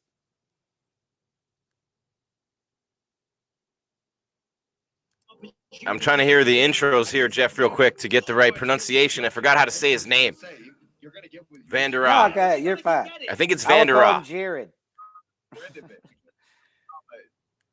And Justin Tafa's the beast, man. If you're thinking about who he's fighting here, Justin Tafa, he said Vandera said he wants to strike more, but Justin Tafa has violent intentions. He's got 4 wins and 4 knockouts. Yeah. I mean, this fight's likely going to end in a knockout, I would say. And we're going to find out right here in a minute. Tafa is a big-time puncher, man. He's a big-time puncher. All of his wins are by knockout, right? Every one of them. So, yeah, he's coming off of a loss. Everyone. Yeah, and so he's going to want to impress right here. So this could end early. He lost to Carlos Felipe, and he's also lost to Jorgen De Castro. That one was by knockout. The Felipe fight was by split decision. The Holloway versus Cater card, you remember that all the way back. The first one of the year, the calendar year, Jeff. Max putting on that clinic on January 16th, the day before my birthday, but I remember that fight card, and I remember that fight, Carlos Felipe, and that win that he had over Justin Tafa. A lot of people didn't like that one as a controversial split decision for Tafa, who now has a chance to get back in the win column against the big guy in Vandera, who's great on his feet with a lot of knockouts, but also the jiu-jitsu black belt. And Justin Tafa, he's got 100% finish rate. He's got 2 first-round finishes. He took the fast track, man. They were saying it on his Octagon walk. He fought 3 fights in Australian Extreme Fighting Championship, all of them TKOs, and he literally got right to the UFC in October of 2019, where he lost to De Castro, and then he beat Juan Adams, and then he lost to Felipe. But literally only, as has been the case with guys like Cain Velasquez and other big-time heavyweights, you go to the UFC very quickly in that division. Yeah, and it's and sometimes we see the casualties of that. But yeah, man, it's the heavyweight division, right? I mean, it's mostly, it's mostly a striking division for the most part. You have some wrestlers mixed in and out of there, and Rothwell won by a guillotine tonight, or a modified guillotine, and but for the most part, man, you're going to be throwing leather with these guys. And so you get there quick. You get 3 or 4 knockouts, and then you're in the UFC. And then if you get 2 knockouts in the UFC, you're fighting the best in the world. The track to the top is always shortest in the heavyweight division, I feel like. Almost, Jeff. No. All right. You got Bruce. Here it comes. Wait for it. Bruce has got his tuxedo on. I had it. Doing his Vandera. I had it, Jeff. It's Vandera. Okay. Buffer's got the dinner jacket on tonight. I mean, he's got like the Oscars tux. He's got the Oscars tux going, Bruce does tonight. Yep, yeah. Bruce has definitely. Do you think he keeps all those tucks? You think he has a closet the size of a mall that just has all of his suits? I think when you're Bruce Buffer, you don't ever give shit back. I think you don't ever give shit back when you're Bruce Buffer. Never. It's yours once you touch it. I mean, do you think he keeps them? Yeah, I agree with you. They're his. But I know guys like the Schmo had a clothing deal where he had to give him back, and you would see on his sleeve he would never take that little tag thing off because he had to give him back. The Schmo had one with that store in the Cosmo in Vegas. And I just don't think Bruce ever gives them back. I had one with Masura at MGM Grand in Vegas, and that was my number 1 negotiation. I don't care. I'm not giving anything back. I'm not wearing it and giving it back. Once I wear it, it's mine. And I think that's got to be Bruce. There's right? no way. Yeah, there's no way. Bruce Buffer doesn't have to give them back. No, there's no way. I'm just saying. No. I bet he keeps big ones. But I'm wondering what he does. Do you think that he houses all of them? Or do you think he donates half of them? He kept the one from UFC 200. He kept, the big ones, right? The ones. But I wonder if he keeps them all. You know what I mean? I mean, he would have to have a damn warehouse. I'm Googling this. Does Bruce Buffer keep his tuxes? Because they could bring a lot of money in for charity. Hold on. Does Bruce Buffer? Yeah. I bet you someone's written a story on this. Bruce the hard questions, Jim. A hard question. Well, somebody should be asking that. Yeah, that's what I want to know. I know he gets him a place. No, I know that he gets him in Toronto. He's got a deal with a tailor in Toronto. Let's see. Bruce Buffer 25th anniversary, eccentric smoking jackets. Bruce Buffer. Asif Jamani from King and Bay, the Toronto menswear boutique that has been dressing Buffer for 5 years. His favorite bespoke designs. Bespoke is like the name in tailoring, right? Bespoke. So Buffer appointment only. Everything's a personal service. Does Buffer keep his jackets? He creates custom linings on the inside. I'm gonna get some of those where you have like pictures of your kids on the inside of your jacket, or like whatever you want. So Buffer. Does he keep? There's no way Buffer's. I don't know what he does with them. I don't know. Can't find it, Jeff. But these are the real top here on the show. Tafa, by the way, just ate a big time knee right up Broadway. Yeah, I just it's an interesting question because Buffer has hundreds of these jackets, and I was just wondering, and I'm sure some of them are sentimental, right? And some of them he just likes. But for him to house them all would be a pretty big project. I was just wondering if he donated them to other ring announcers and smaller promotions, or donated them to, and I'm sure he probably gave one to the UFC Hall of Fame, right? Or a couple, you know. I mean, at this point, it's like an Elvis, exhibition out there you could have with Buffer's jackets. So I'm sure there's some of that goes on. I was just kind of wondering. There's just no way I could feel like he keeps every damn one of them. But he might. I mean, he might. There is a page. Those jackets up. There is a page, and I'm going to post it in the chat. I'm going to throw you guys a solid here. There is a page. I'm going to post this in the chat. Buffer has his own page on his Taylor's YouTube. So any sales that come from this, please make the commissions out to Jim Grieshaber and Jeff Cain, care of MMA Weekly. And I'm going to put this in the chat right now. King and Bay. Here you go. Check it out, Jeff. I'm guessing they're out of my price range. I'm just guessing. They're a little, but he's got like the UFC 254, the 252, the 245. So you can my favorite them. is the UFC 217 one. Yeah, yeah. Oh, they're just showing which ones they are. Can you purchase them? I don't know. Check them out, man. It's I just put it up in the chat. Can you see it? Okay. Well, I'll load the chat here in a minute in a different screen. But yeah, it's interesting. Definitely, that's something. I mean, I don't know. Check it out, it's a weird boys question, and girls. but that's something I want to know. Does he? I just want to know how cool you have to be, and this is male envy here, because I'm sitting here going, the title of the page is Bruce Buffer Smoking Jacket Gallery on mykingandbay.com. I want to have my own smoking jacket gallery, Jeff. I actually have some very nice smoking jackets. I have a couple of a wine colored one, dark wine, rosé, like that rose colored, like a cab, like a Cabernet or a Moet or whatever the heck, not Moet, a Cabernet or a what's the other red? Help me out here, Jeff. I'm not a wine guy. You're killing Cabernet me, man. or Burgundy. What's the other one? Burgundy. Nope. One more. know. There's another one. The dark one. Everyone loves it. Cabernet or Chablis, I not don't know. Chablis. I don't have a smoking jacket. I have a lot of jackets that I smoke in. I have don't like have a 4. I smoking have like 5. I have Maseo jackets. I have a lot of really awesome jackets. I got very lucky. Yeah, unfortunately, I don't ever wine. go anywhere that I have to dress up. Red wines. Well, how can I not? Okay, all right, here you go.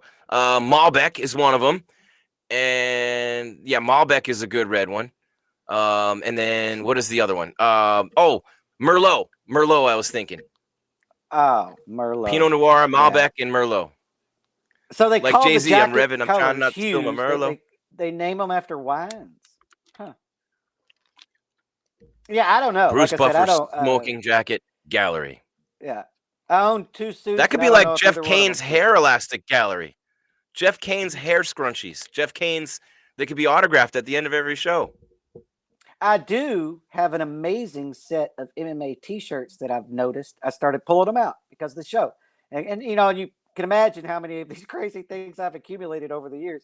I found an IFL shirt with the IFL logo. I think I'm going to start wearing them on the air. Dude, you got to start wearing these every show. This is your signature. Oh, you have to wear one every WEC. show. Yeah, I've got WEC, Pride, IFL. You're a walking history book. Yeah, I gave all the UFC ones away because that's the ones that people wanted, and I'm like, yeah, man, just take it. I don't give a damn. You won't see me in public in a MMA shirt. Just not my style. But I do have a shit ton. What about of on the MMA show? shirts. What do we have to do to make this happen? No, I'll just start wearing them. I just started wearing. I'll just Retro start wearing them. Cain, Retro Cain Yeah. here on MMA Weekly. Yeah, 100%. I actually the LFA sending me shirts. I contacted Ed and said, "Dude, your I want store some. is empty." He said, "My store, I your want store is empty." Well, I mean, I've known Ed a long time, and basically how the exchange went is I was like, Ed, I went to the LFA store and there's nothing in there. Well, what the hell? Are you guys working on the page or anything? And all I get back was, what size do you need? And I responded, large. And so that's how that went down. And so we'll see if I get them. But yeah, I mean, I do have shit tons of MMA shirts that are kind of weird, outdated. I can't find my old hook and shoot shirt though, and that sort of pisses me off. That's what I was looking for when I found the Strike Force and the Bellators and the IFLs and all this stuff that I just have in a box over there because I don't wear that stuff. I have Affliction's last event, the event that never happened, the event that Josh Barnett tested positive and had to pull out of the fight, and then there was never an Affliction after that. They sent out these Affliction shirts that's like, it says the date of the event and says, Barnett versus Fedor and all this stuff on them. Skulls and, Gothic art. Totally not me, but I have one. I found it in there and I was like, wow, look at that. The event that never happened. I'm probably going to have to order That's great. too. Yeah, I got the Strike Force Heavyweight Grand Prix shirt. I saw that in there. I mean, yeah, there's some good shit, man. I was shocked that I held on to those things, to be honest with you, because I don't wear them. These guys throwing down, Jeff. Tafa's in trouble. Yeah. Tafa's in trouble. They're throwing bombs at each other. Wow. Vandera and Tafa, and there's blood now flying all over the face of Tafa. This is a bloodbath. Everyone loves a heavyweight fight. Everyone loves a bloodbath. Everyone really loves a heavyweight bloodbath. Oh, Vandera bombs away on Tafa. What a chin, Jeff. What a chin. And I believe it's Vandera who's cut as he came in up against the cage to throw more shots at Tafa. I think they headbutted because Vandera's got a nasty cut coming down the left side. Holy shit. Wow. Oh, there's some brutal elbows on the inside right there. Yeah, I got to see the replay to see what's happening here. Though. Yeah, I feel like right there in the clinch up against the cage, I mean, Vandera was definitely taking it to Tafa, man. He landed a few nice elbows on the inside. Now they're separated, but there was some nice exchange. Look at the blood coming right down the front, Jeff. Right down the front, down his chest and his stomach. Oh my God, that's great. This is what we live for: heavyweight bloodbaths. See, I can't see where the cut is. But we'll see. Yeah, he's bleeding pretty good, which it almost makes me think it's on his head. Man, I mean, when you get cut up here in your head, I mean, it just bleeds and bleeds and bleeds and bleeds. It's not a bad cut, but yeah, it just bleeds and bleeds, and it looks terrible. It's like right here. Yeah. So with that amount of blood, I'm thinking that's probably where it is, but I can't tell. We'll see in between rounds when they wipe that off, and it doesn't look like it's affecting his vision or anything, though. No, but it's painting the octagon with splatter everywhere he walks. It's like it's unique. It's blood spatter all over the floor of the cage. It's not smeared or soaked into one big spot. Artwork. He's dripping everywhere. Yeah. They should hang this up as like one of those impressionist artworks or whatever, right? There you go. Nothing bad. Hey, Randy Couture's got a couple of octagon cage floors hanging up at Extreme Couture. Why not this one? Yeah, Frank Shamrock has one too. It's the old school one with like the guy with his arms up and stuff, from way back in the UFC days. Oh yeah. Those way cool. back. I've seen the one at Randy Couture's too. They're huge. Well, I mean, I've been inside the octagon both in the WC and the UFC. But when it hangs up on the wall like that, it seems way bigger than it did when I was way in bigger. It seems way It's bigger. really cool. Way awesome when you see it hanging on the wall, especially when it's a historic Randy Couture fight like UFC 100. Yeah. Was it UFC 100? I don't know which was it 100, Jeff? Was. I don't know which one Randy has hanging up. I'm sure that he has the 100 one though. But UFC 100 was Lesnar and Frank Mir. Okay. It might be what one would he beat Brock Lesnar? Where he? Oh, I don't know. And then the one that he beat Tim Sylvia too. Or when he fought Brock Lesnar, he didn't. Hanging up. Yeah. I don't know which one it is.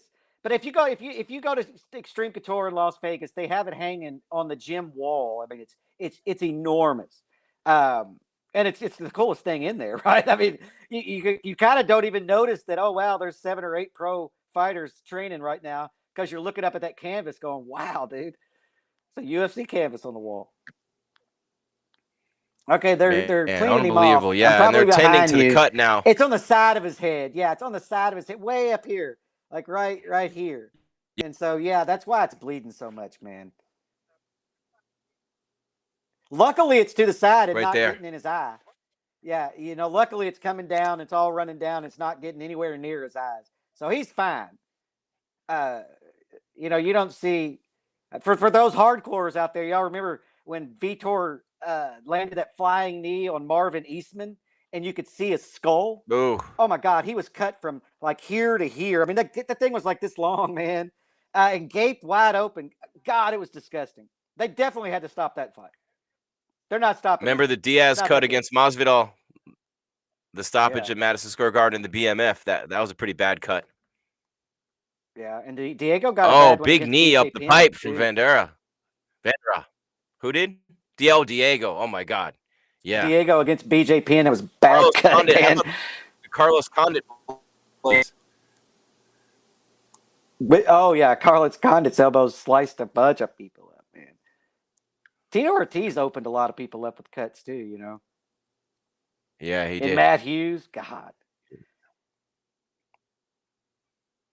Tafa and This is a pretty Vandera, good fight for 4 minutes left heavyweights, in this right? fight. They're Yeah, throwing a lot of for them to volume be for in the the big third boys. round. They're both legit, Yeah, Jeff, like 260 plus heavyweights. They're both 260 plus. Yeah. They're not, they're as big Yeah, as one big of them gets. weighed in at. I think one of them weighed in at 265 and a half, right? Like, that's it. That's the top of the division. But for this being in the Tafa third and round, they're Vandera was active. They look 264. fresh. Yeah, they look fresh to me. For this to be a third round of a heavyweight fight, I'm pretty damn impressed. Oh, Tafa lands with a big left hook. He's still got some heat on those hands coming through. This is when you separate the men from the boys, Jeff. This is the third round of a fight with tons of volume. They've been at it now for almost, 17 minutes of octagon time. There's blood all over the cage. That cut hasn't been opened back up yet in this round by Tafa on the head of Vandera. But they've each landed a ton of strikes. It's a bloodbath. It's been high volume, high output. This is all you can ask for. I mean, they are not disappointing, and they get the chance in this fight card to have the spotlight, and they're making the most of it. And both of them are. Head kick. Both of them are landing. Misses from Vandera. He threw a head kick, man, both and he of them didn't are miss by much, landing. looking pretty athletic. Both of them are landing big shots. I think Vandera has more output, and his kicks are definitely landing. But both of them are We're landing. still waiting shots, for- man. It looks like Tafa might slow a little. Both of them landing shots. 2.5 minutes left in this fight. We're still waiting for Norma Dumont, victorious over Felicia Spencer by split decision, waiting for her at the podium. Then the winner of this fight. You'll have Jan Janan and Carla Esparza.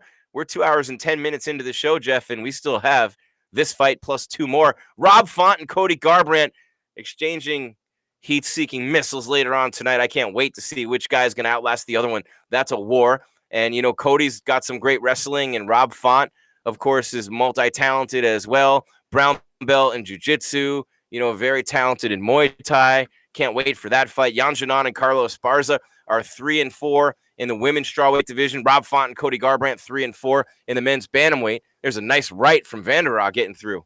Oh, Tafa swinging with cruel intentions. This is fun, man. You're going to see it about the last 90, 100 seconds. We're at the 100-second mark right now. 140 left in this fight. Vandera landing some big punches on Tafa. Both guys going to be swinging for the fences, Jeff, in that last 60 seconds trying to pick up this win.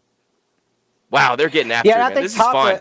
Tafa particularly. Tafa's going to he has to end this, in my opinion, to win it. And so, or in the last 2 rounds, from what I'm seeing, Vandera just threw about a 5. I know I'm a little behind you, but he connected with a really nice combination. But yeah, the heavyweights are definitely going to let their hands go, especially in the last 30 seconds, like you're saying, the last 100, but definitely the last 30. That's when things get real crazy. Oh. And they're just eating big shots, Jim. I mean, they're eating big shots. Huge just walking shots. through them. That's crazy. Tafa hit big ones. Oh, and that cuts open back up on Vandera. Yeah, this could be fight Jeff. of the night, guys. This could be fight of the night thus far. Oh, low blow. Unless they want to give Norma. Knee to the nards by Vandera. Tafa just took one in no man's land, or where no man wants anyone to land, with a kick or a knee. Yeah, you just hope the cup does its job. Right? You just hope the cup does its job. Oh, right up. I mean, it is like right straight up into the groin. And it's clearly unintentional by Vanderhaar. And Tafa's got a big cut on the side of his head now that's bleeding down. So now Vanderhaar and Tafa with huge cut. Look at this, Jeff Cain. Look at this. Look at his face. Look at the blood coming down. This is awesome. I'm trying to see if this landed low or not. I guess it did. I don't know. I mean, it might have. It's hard to tell where his Tafa's shorts are because of this tattoo on his back. You know, it's hard to tell where the hell the belt line is. And because the camera was at that angle, I couldn't tell what was low and what was not. If it was the other way, I could have, because he doesn't have the tattoos on the front like he does on the back. And if my eyesight were a little better, I'd probably be able to see it really. He's at 100. He's at 1:20 of rest time now, and he's saying he's ready to go. There's barely any time left in this fight, so this is going to be bomb central right here. 35 seconds left. Anybody's fight, round 3. Justin Tafa and Vanderhaar, UFC heavyweights. Jared Vanderhaar, the Contender Series alum, Tafa, and they're throwing bombs the whole fight. Oh, big body kicks. They're letting them fly, Jeff. Just letting them fly right now. Inside of 20 seconds. This is fun, man. What a great fight. That's why you got to watch every fight card. Never take a week off. That's why we're here every week. I think Vanderhaar just outworked him in this fight. He keeps landing that kick to the 3 body. seconds, 2. That's it. It's over. Wow. Wow, what a fight. Yeah, with Tafa being left-handed, it opened up that right body kick to the body for Vanderhaar. He landed it all fight, man. Whew. I imagine this is Vanderhaar's going to get this win. But we'll see, man. I didn't watch the first round that closely, I got to be honest. But I did watch the second and third pretty decent. Wow, man. Unbelievable. What a fight.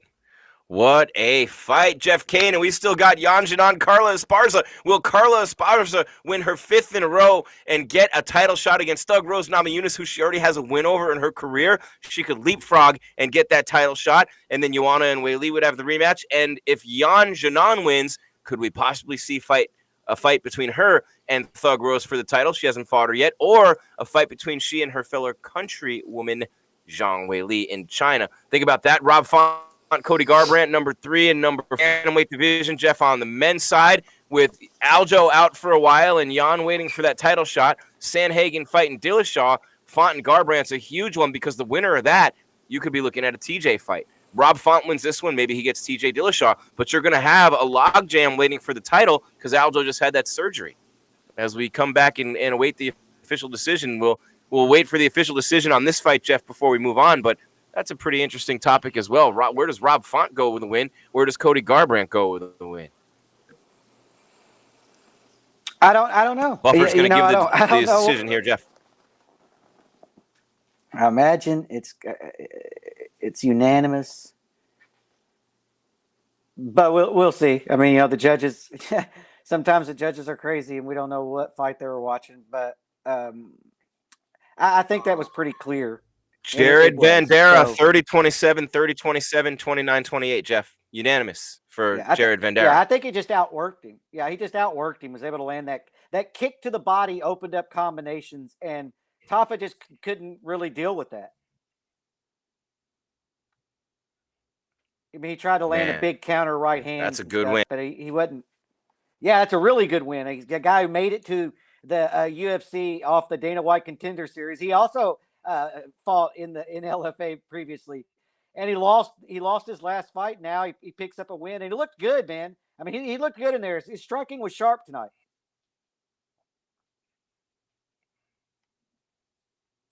I don't know where. Wow, man, I'm impressed. That's one that you earned there.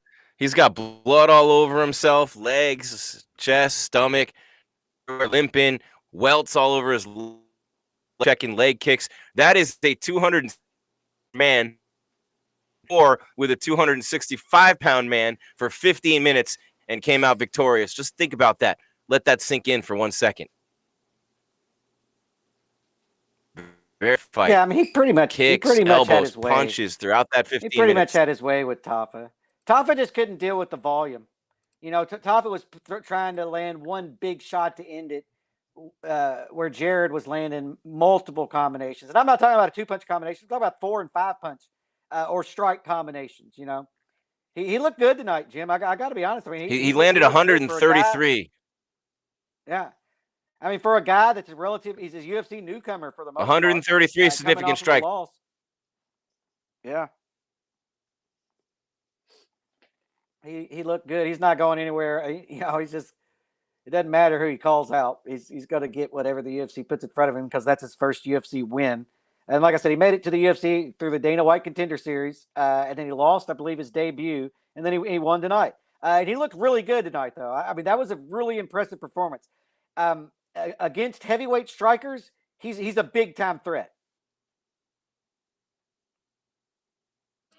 There you go, man. That's a good win by Jared Vanderaa. And then you got Jan Jinan, Carla Esparza coming up, Rod Font, Cody Garbrandt. Jeff, I was talking about those two divisions. Let's talk about the women's strawweight first, and then we'll get to the men's bantamweight, this co-main and this main event. As you're watching live here on MMA Weekly's YouTube, Jim Grieshaber, call me Grease. That's Jeff Cain. He's in Kentucky. I'm in Arizona. Our MMA Weekly cameras all over the UFC Apex in Vegas for UFC Fight Night tonight. Font versus Garbrandt. We're here every week streaming live during the fights. We have UFC Fallout every Monday, 9 a.m. Pacific, 12 noon Eastern. Sometimes it's on Tuesdays, depending on travel days when our guys are on the road, but usually it'll be on Mondays, and we'll talk about the fallout from the fight card of the previous weekend and everything newsworthy in the UFC. And then on every Wednesday morning, 9 a.m. Pacific, 12 noon, lunchtime on the East Coast, it's UFC Preview with myself, the one, the only, Professor Cain, in the lobby with a candlestick, dispensing knowledge here on the show. And Jeff, in the strawweight division, you got Thug Rose. Namajunas is the champ.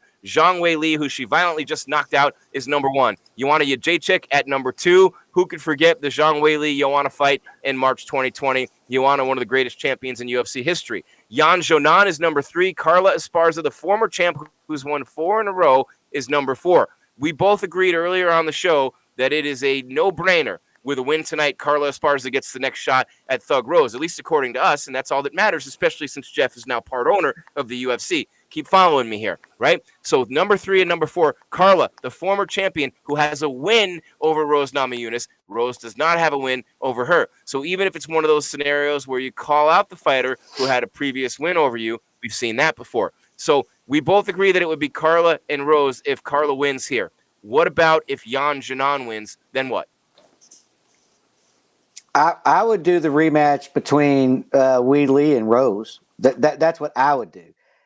Because, Joanna's lost to her twice, and it just doesn't make sense at all for that. And if Carla loses, then, I don't think Mackenzie Dern's there yet. And so that's where I am with that. I'm like, look, if Carla wins, you got an easy storyline. It's a great matchup. Everything comes full circle. If Jan wins, I don't know what you do. I would just do the Weili rematch, to be honest with you, and make Jan and Joanna fight, or Jan and Mackenzie fight, a sort of a number 1 contender match. So I think this fight right here has huge implications in this division's title picture. But who knows what the UFC is going to do? If Jan wins tonight, she might get a title fight. If she's dominant and she finishes a former champ in Esparza, maybe she gets the title shot, but would she leapfrog her, her Chinese countrywoman, Zhang Weili? And again, we talked about with a win here and a chance to win the belt, how amazing would it be to have a Zhang Weili and Yang Jinan fight in China, in Beijing, where they're both from, although they don't train, or she fights out of Beijing, Yang Jinan does, and Zhang Weili's from there. That would be amazing on a global scale for the UFC with the PI in China to have that fight. Or as Jeff said earlier, maybe one of them fights Rose and one of them fights Joanna, and they don't fight each other, but they're both the main and the co-main on that card, which would probably be even bigger. But you have to win this fight if you're Yang Jinan. I can see, Jeff, and again, looking at the rankings right here, okay? The women's strawweight rankings, Thug Rose Namajunas the champ, Zhang Weili 1. Joanna Jędrzejczyk, the former champion, Weili also a former champion, at number 2. And then Jan Jinan. So you have the current champ who's on her second title reign. You have 2 former champions, and then you have Jan Jinan ahead of Carla Esparza, also a former champion. But then you have Mackenzie Dern and Marina Rodriguez and then Nina Nunes. So there's a drop-off there, and I think the drop-off might be between 5 and 6, Marina Rodriguez and Mackenzie Dern. But then in that second 5, you still have the Claudia Gadelias and the Michelle Watersons, and Amanda Hebus is at 11. So you've got a loaded division, Jeff. But with a win here for Yan Jinan, I see her getting a title shot against Thug Rose. Even though she doesn't have that name value yet, she has not faced Rose Namajunas, and she could leapfrog Joanna and Zhang Weili. I mean, she could. She's going to be. I mean, she hasn't lost a fight since 2010. I mean, so she really has pretty much the resume that Weili had, right? And so it just kind of depends on. Well, it's going to come down to who the UFC thinks is the bigger star, right? Because your biggest market that you're going to sell this fight to is in China. And so is Weili a bigger star in China? Then you give her a rematch and throw that last fight off as, everybody gets caught. That happened early. We didn't see much out of either one of them except Rose is hella accurate with that kick. And really good at the feints. I don't want to downplay what Rose did. Rose set that shit up perfectly. And Weili bid on it, and she got knocked out. And so I think it's going to come down to who's the bigger star, and that I don't know. I just don't know. But I'm going to go ahead. Yes, to answer your question, Jeff. Yan can get a title fight if she finishes Carla in really good fashion tonight, for sure. Yes, and that would be something where you'd have to choose between her and Zhang Weili. That would be the choice. Does Weili get the rematch, or does Yan Jinan get the fight? And you'd have to hope Yan Jinan, if you're the UFC, not hope, but you have to think perfect scenario, at least in terms of the fight in China, that Yan Jinan beats Thug Rose. You keep Zhang Weili on the sideline, or she fights Joanna again, or you keep her on the sideline, and then you set up the fight between the two Chinese women in China, which would literally be the biggest fight overseas that the UFC's ever had. Think of the numbers those two girls would do on a global scale on the pay-per-view side. And, you've got 4 wins in a row right now for Carla Esparza. We talked about her getting a chance to get back and win her title. Now, she lost her title all the way back in March of 2015 to Joanna Jędrzejczyk. And she's got to win right before she lost the belt to Joanna. She beat Rose Namajunas, and she beat Rose by submission, rear naked choke. And that was to win the inaugural UFC Women's Strawweight Championship. And then she lost it to Joanna the next fight out. But it was like losing 4 out of 7 at one point for her. And now, Jeff, she's come back with 4 in a row, including Michelle Waterson and Marina Rodriguez. Yeah, they had the Ultimate Fighter 20. I think it was 20. The Ultimate Fighter, or a champion will be crowned, that had all those women on there. Angela Hill, and Carla beat Rose in the rear naked choke for the title fight, and then Joanna came in out of nowhere and just beat the brakes off of Carla Esparza in her first title defense. So Carla didn't get to defend the title. Then we had Joanna's reign until Rose came around, and then Rose got defeated by Andrade, and then Weili come in there and had her moment, and then now we're back to this. But what I think is also a viable option is if Yan wins tonight, you do Yan against Rose, and you do Joanna against Weili, a rematch of the greatest fight to ever happen, and then it kind of puts Mackenzie Dern, who I don't think's ready yet anyway, gives her a little time to take another fight if somebody lower than her and maintain that record and pass whoever loses in those fights. Do you put her in there against Marina Rodriguez, who just beat Michelle Waterson and is one below? No, I would put her in below there. Mackenzie Dern. Is that the fight you want to see next, Dern and Rodriguez? No, I would almost put Dern in there with Claudia, somebody lower, so somebody that it doesn't, because what I'm saying is that if Joanna and Weili fight, one of them's going to lose, and they're going to drop significantly. And if Yan and Rose fight, then the loser of that's going to drop down a little bit. And you got Esparza sitting there, but if we're assuming she's going to lose tonight, so she's going to be behind Dern. And so Dern's kind of on the outside looking in on the title picture, but she's your next contender, and she is. And so instead of giving her somebody like Marina Rodriguez, who is also a future contender, I would give her somebody like Claudia, who's already been a future contender, or Tisha Torres, who's already been a past contender, rather. And then you don't waste Mackenzie. You basically set her up with a fight that she should win, so she's your next contender. That's the way I would work that out. But I don't know. I mean, a lot of variables go into it. A lot of variables. And Carla Esparza, if she's listening to the show, hates absolutely both of us right now because she's like, none of this makes sense because I'm in the next title fight. If she wins, and that's a big win, and she's not favored tonight against Yan Jinan fighting out of the red corner. Yan Jinan as high as -185 and as low as -116 with the odds, Jeff. Carla Esparza as at even money, she's at +160, +100, -110. She's favored on a couple. Well, nice Yan takedown by Esparza very early against the striker and Yan Jinan. Yan did not respect. Yeah, she did not respect Carla and went out and just threw a big left hand, and Carla ducked under it and took her down. Now this is what Carla and now beating her up from top position. This is a fight. big advantage early for Carla Esparza, who's her wrestling is a big advantage for her in this fight, and her ground and pound. And Yan Jinan, of course, wants to keep it striking on the feet, Jeff. That's a big early mistake by Yan Jinan. Maybe the moment got to her a little bit. Big time fight against the former champ. She swung for the fences early and paid for it. Yeah. Yeah, and now Carla's in side control, and we'll see what happens here. But they look like they're kind of resting for a minute. Carla's just maintaining top position. Why change anything? I'm winning, And Jan's not doing much from the bottom except for breathing,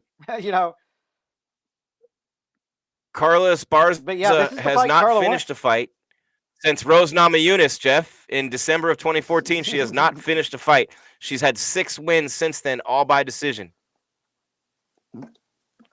Yeah, she doesn't have knockout power. If she's going to finish you, she's going to submit you. Now, anybody can land a head kick and knock somebody out. That's not what I'm saying. I'm just saying traditionally, Carla doesn't have that knockout power in her hands, and her finishes are mainly submission or ground and pound. You can get a TKO on the ground, and Carla may very well get a TKO on the ground tonight if she continues doing what she's doing. Because pretty good elbows, though, from Yan Jinan from the ground, from her back. Yeah. But at the end of this round, unless something changes dramatically, Carla's going to have 4 minutes and 58 seconds of top control. I mean, that's about how fast that takedown was. And we were probably no more than 5 seconds into the fight.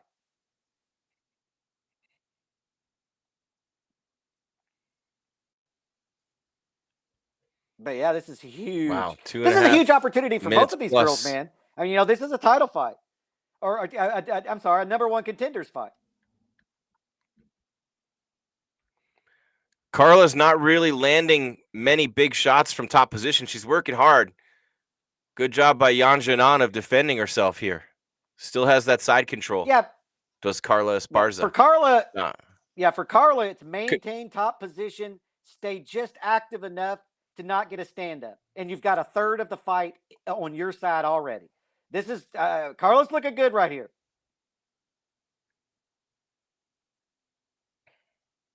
Just kind of laying there. I would stand him up right now.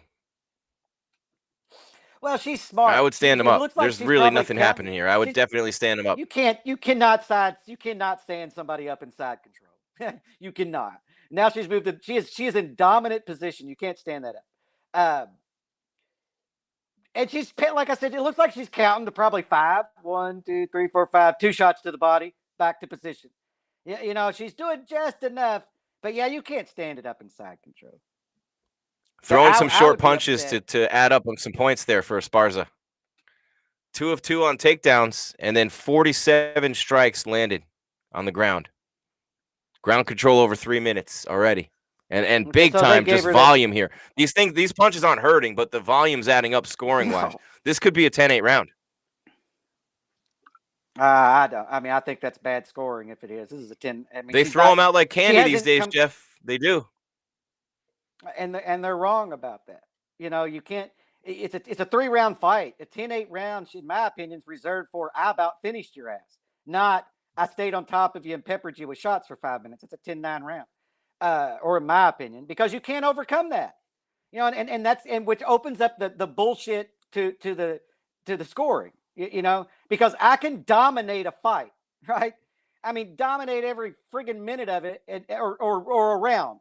I mean, I can literally kick the shit out of you for 5 minutes, and you consider it to be a 10-9 round. And then in the next round, I'll lay on you the entire time, land 2 shots, and that is also a 10-9 round.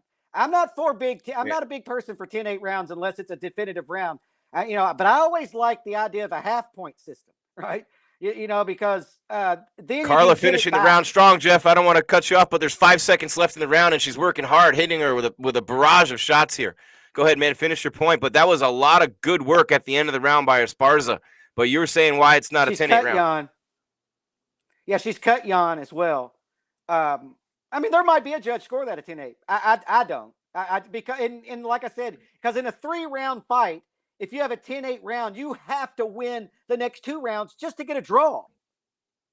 And so, in a 5-round fight, I'm fine with 10-8 rounds. But in a 3-round fight, I think they're too hard to overcome. Unless you dominate a round. I mean, if you now I don't mean dominate. I mean where you about finish somebody. You drop them. You've got them on the ground, beating the piss out of them. You got them trapped in a submission, and that they get saved by the bell. I think those are 10-8 rounds. But everybody's different, man. I mean, that's why I would like a more clear-cut ruling criteria. What the hell is a 10-8 round? What the hell is a 10-9 round?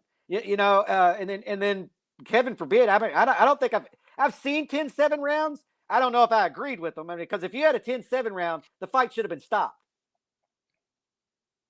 Oh, she cut her with a big elbow at the end of the round there, Jeff. A huge elbow landing flush on her forehead. On the forehead and on for Carla Esparza at the end of round number 1. Yeah, it's up here on the forehead. And Jan is not being nearly as aggressive at the beginning of this round, is she? Oh, man, she's got but fast she barely kicks. missed with a big-time head kick. Yeah, that's some heat right there. That was fast. Carla doesn't want that. Yeah. Carla wants none of that. Nobody does. That was pretty impressive. Yeah, that was But kind she's of like bleeding, Joanna Jeff. Her S. cut's a problem. Her cut's a big problem. Let's see if Her it's cut's hitting bleeding her. right down into her right eye, and now she's taken down again. This is Carla Esparza imposing her will again on Jan Janan, who is bleeding profusely from her forehead and right down into her right eye. Well, you don't need to see Carla. I mean, I hate to say that, but if I'm going to fight one female strawweight without being able to see, I'm picking Carla Esparza every time. Because you don't want to be in there with Joanna or Wheelie or Rose. You're about to eat a head kick, right? I just don't. Sorry, I was going to text. Yeah, I don't know, but Jan's going to have to get up. She's going to have to get up off the bottom, and she's doing everything she needs to do. She's just Carla's a high level wrestler, And the blood continues to just pour out of the forehead of Jan Janan. Every time you want to write Carla Esparza off, every time you want to bring a new contender to jump over her, every time you want to say she's out of the title picture, here she comes on that Glover Teixeira-like run, Jeff. Carla Esparza dominating from top position.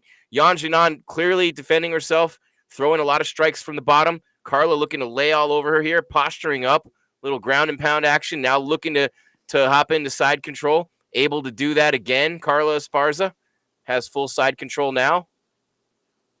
Yep, there she is, right there in side control. Good job by Carla Esparza. Very good grappling.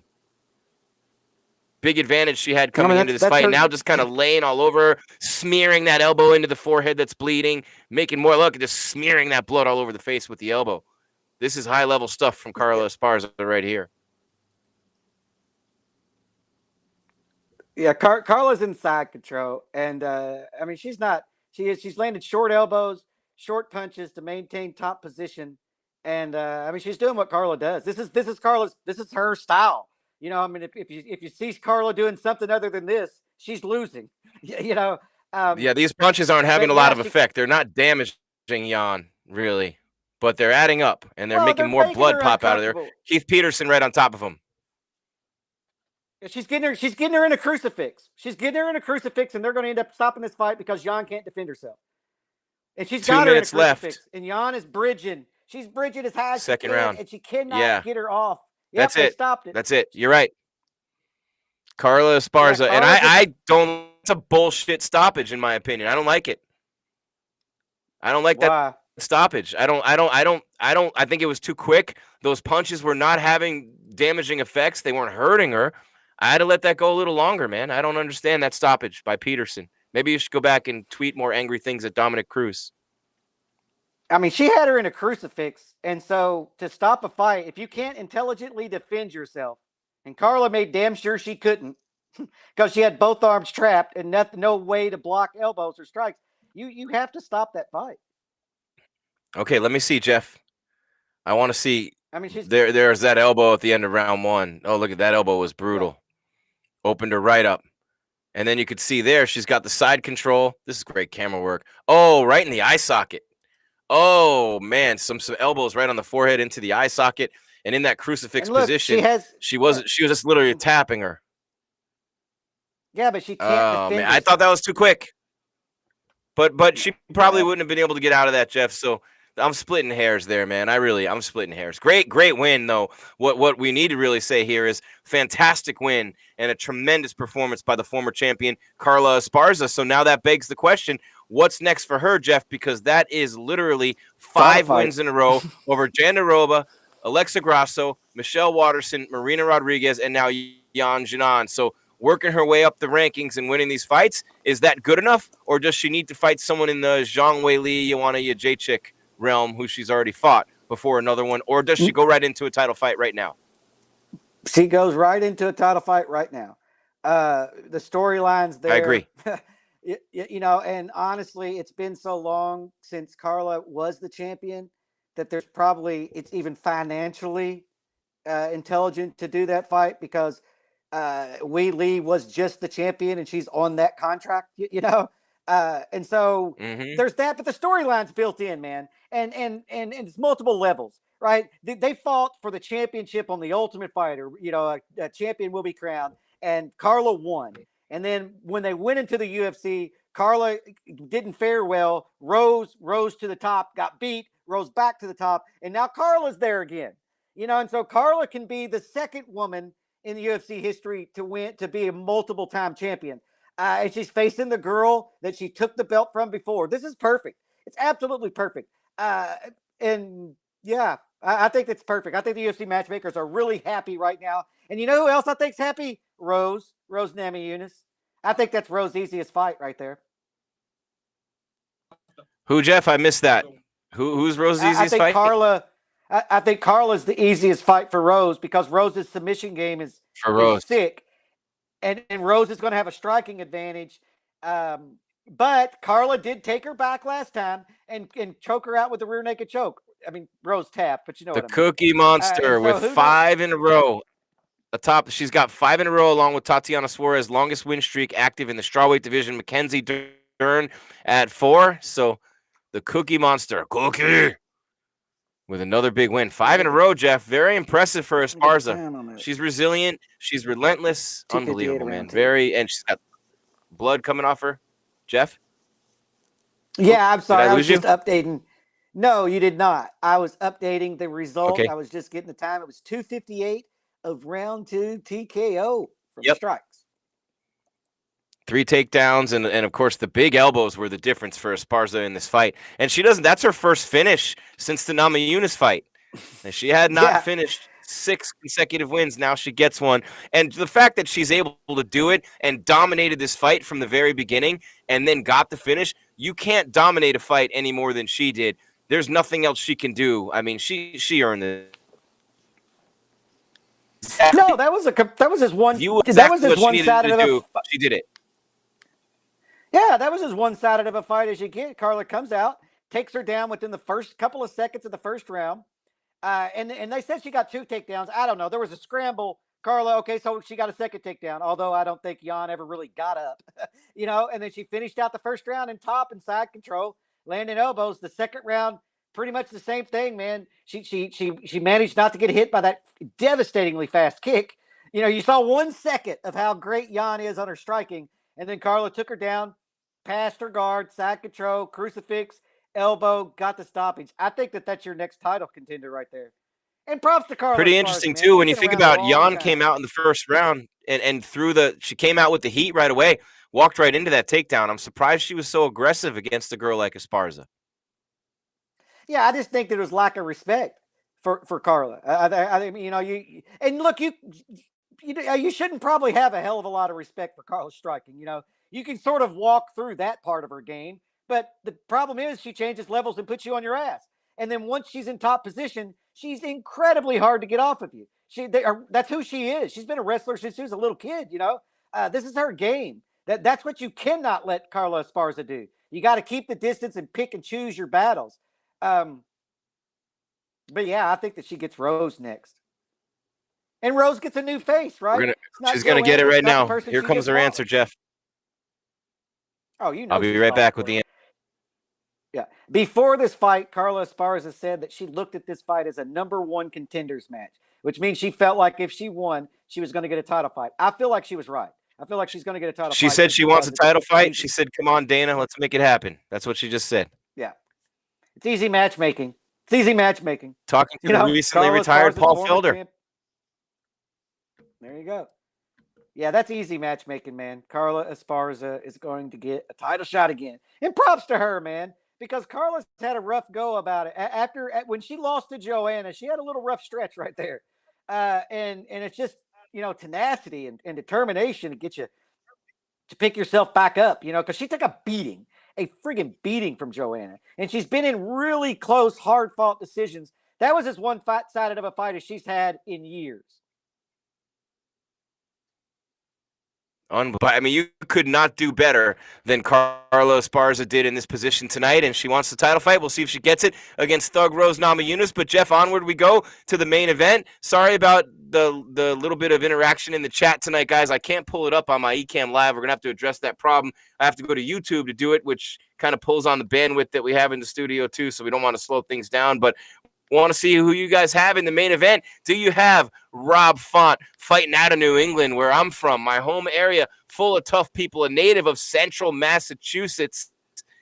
Rob Font, the brown belt in BJJ, the white Mongol in Muay Thai, representing that New England cartel. The big wins over Sergio Pettis, Ricky Simon, and Marlon Moraes to get him here, #3 in the bantamweight division, or the former champion, Cody No Love Garbrandt. Big-time battle with COVID-19 last year, cost him the chance to fight for the 25 title against Davison Figueiredo, who ended up having an epic matchup with Brandon Moreno, and now there's a rematch there. So Cody No Love fighting in bantamweight division, back in his home division against #3.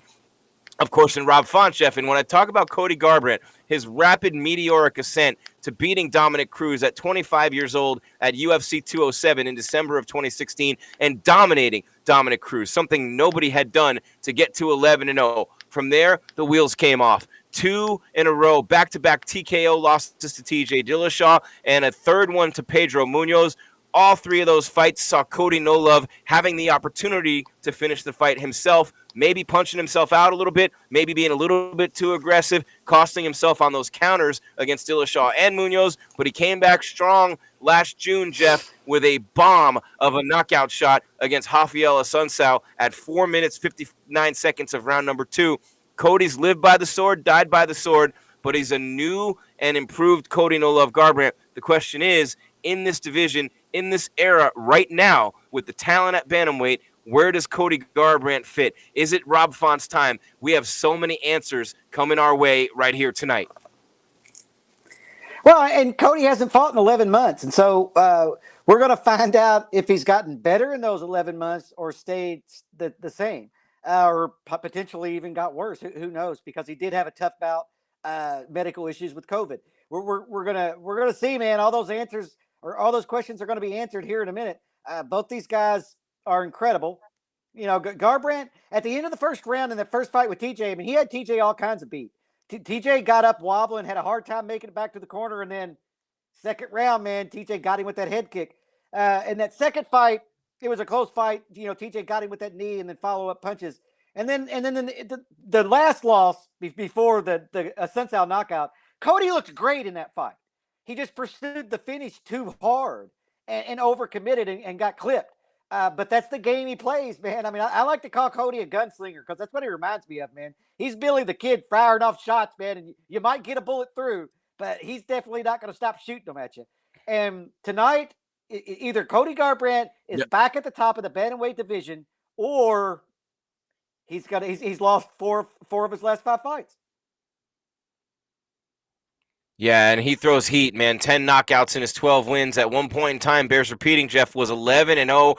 Those Dillashaw fights, the first one, it happened in the second round. But let's not forget, in round number 1 at Madison Square Garden, November 4th, 2017, Cody Garbrandt was in control of that fight and almost finished TJ Dillashaw. Then the second number 1 at 4 minutes and 10 seconds. I was there in Los Angeles. Cody landed some big shots there, had Dillashaw wobbled until he was finished. And the Munoz fight in the first round, I don't know how Munoz survived, somehow was able to do it and knocked out Cody on counter. It's always the counterattack that does him in or has done him in. It's always been when he got super aggressive with violence and a little bit of disregard, throwing wildly in there. The way that he fought against Asuncao, controlled, poised, very pragmatic and methodic almost. For him, methodic, I'll say that, everything in relativity.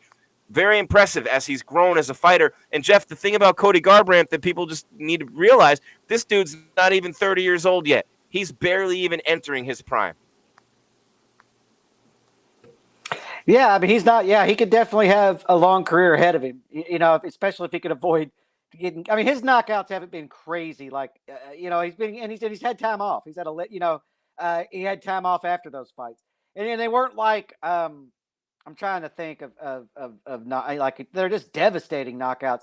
He hadn't been knocked out like that.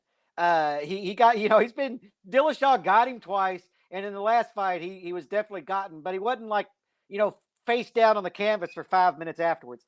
Cody Garbrandt is definitely could be up there for a long time. He's not old in the division. He's extremely fast, and the reason why he gets caught with those counters is he overcommits. He gets excited. Yeah. He overcommits. He sees the finish, and then he opens himself up, and that's just discipline.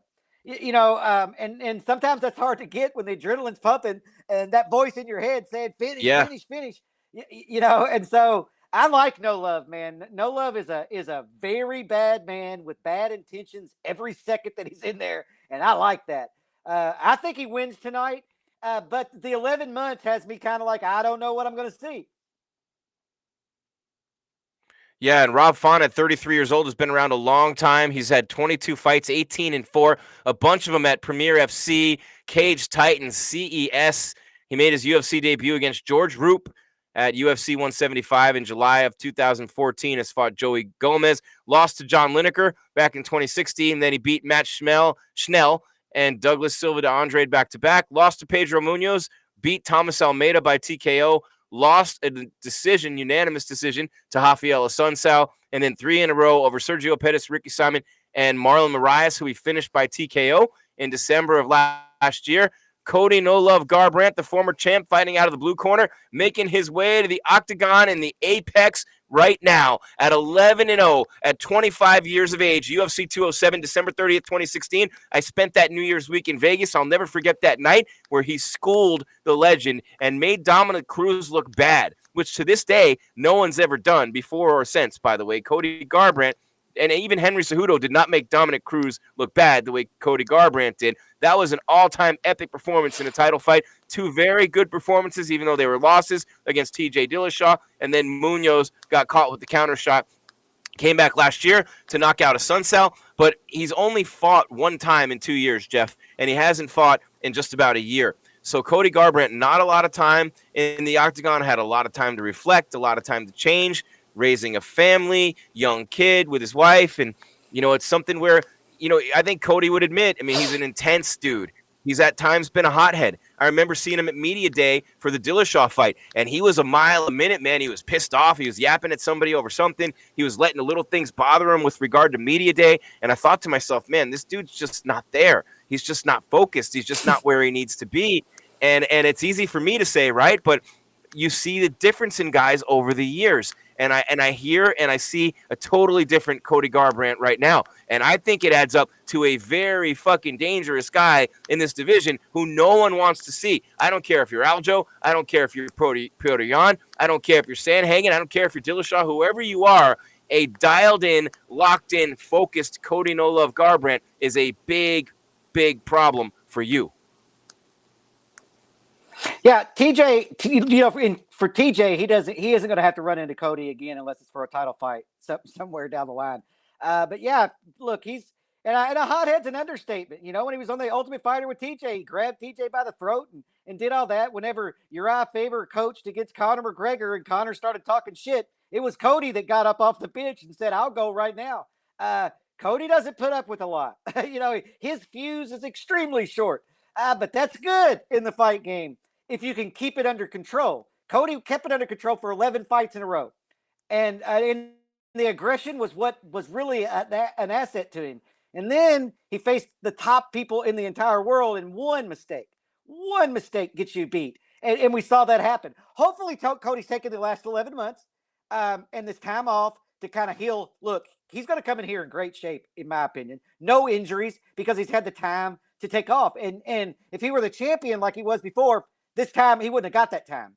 You know, so he does have the asset there. He's going to come in here fresh, 100% healthy. And that is a dangerous dude, man. That is a very dangerous dude. We're going to see if Rob Font can kind of weave in between the raindrops and land counter shots or not.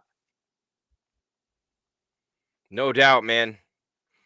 It's Rob Font making his way to the octagon right now, Jeff. And when I think about Rob Font, this is his first time headlining a fight, and he's making the walk last to the octagon for the first time. That's a feeling that I've talked to fighters about, you know, something to make that walk last and headline a fight. It's unbelievable, man. When you think about the last one out on a UFC fight card, it's well earned by Rob Font. You know, he's 18, you know, wins into his career. He's 18-4, 8 knockouts, 4 submission wins. He's on a 3-fight win streak after a loss to Rafael Assunção in July of 2018. He ended Marlon Moraes by TKO in December of last year. But has he fought someone? And he has a win over Bellator bantamweight champion Sergio Pettis. So he's got 8 first-round finishes, the second most knockouts in UFC bantamweight history, the 6th most wins in UFC bantamweight history. And, of course, Cody No Love Garbrandt, his opponent, is a master and a knockout artist. So when you look at Cody's UFC wins, he's got, you know, 1, 2, 3, 4 knockouts. So one of these guys, if Cody knocks him out, that ties Font with 5, and Font would go for 6. So the winner of this fight, clearly, Jeff, has the inside track at a title shot after, you know, Sterling has got the neck surgery, and then he's got Petr Yan, but you got Sandhagen and Dillashaw coming up in July, and then you have the winner of this fight. This is a huge opportunity for Rob Font to announce his arrival as a championship contender at bantamweight with a big win over a former champion in Cody Garbrandt. And for Cody, he's always one punch away from being right back in a title contending bout, and he could get a shot with a big knockout here. Yeah, look, I mean, a lot of people I think are sleeping on Rob Font in regards that let's forget about his first career loss way back, whenever the hell it was, 2012 or whatever it was. His loss is, I mean, John Lineker was a beast, right? When he made weight, that dude was a beast, and he lost to him by unanimous decision. Pedro Munoz just finished Dillashaw, and then you have Rafael Assunção that he lost by decision to. But Assunção is incredibly hard to finish. I think but Garbrandt was the first person to do that. And so Rob Font has a great career resume. And this is a very evenly matched up fight. I mean, I think that's why we're so excited about it, is we know this shit's getting ready to get crazy on the feet immediately. And he's got a 6.5-inch reach advantage, does Rob Font, Jeff. That's nothing to sneeze at. But Cody, of course, the Golden Glove boxing champion and a high school wrestler who got recruited by Big Ten schools and ended up just about to go to Michigan State on wrestling. So he's got legit wrestling, one-punch knockout power. Font's got 5 knockouts. But if you're looking for something here that might be a little bit of a difference maker, Rob Font is a brown belt in jiu-jitsu, which gives him a little bit of a grappling advantage, but not much of one because Cody's wrestling is that good. So this is a great matchup. Styles make fights. Couldn't be better for our main event, UFC Fight Night. Happy to have you with us here on MMA Weekly. Hey, guys, smash that subscribe button. Hit that like button. Ring that bell so that you know when we're coming on. You get those notifications. We're here every week live during the fights, plus Fallout on Monday mornings, plus preview on Wednesday mornings. And if that's not enough for you, all the wall-to-wall coverage on every platform from MMAWeekly.com all the way down through Twitter and Instagram and Facebook, and, of course, here on the YouTube with MMA Weekly. Jeff, we are living in the toy department of life with an embarrassment of riches to work with, man. I love this. Yeah, the main event, Bruce is doing his thing, man. Bruce makes me smile, man. I'm sorry. Bruce is just nutty, man. I like the Yeah. intensity and the over the top nature of it. Every time I see him point that thing and get all crazy, man, I can't help but laugh. Or not laugh, but I can't help but smile. Yeah, we're about to hit this main event. And yeah, definitely don't blink in this one, Jim. I mean, this one could get over really quick. Or it could be a 5-round war. Who knows? But this is definitely not one to sleep on, man. I expect a finish in this thing, and I kind of expect it early, inside of 2 rounds.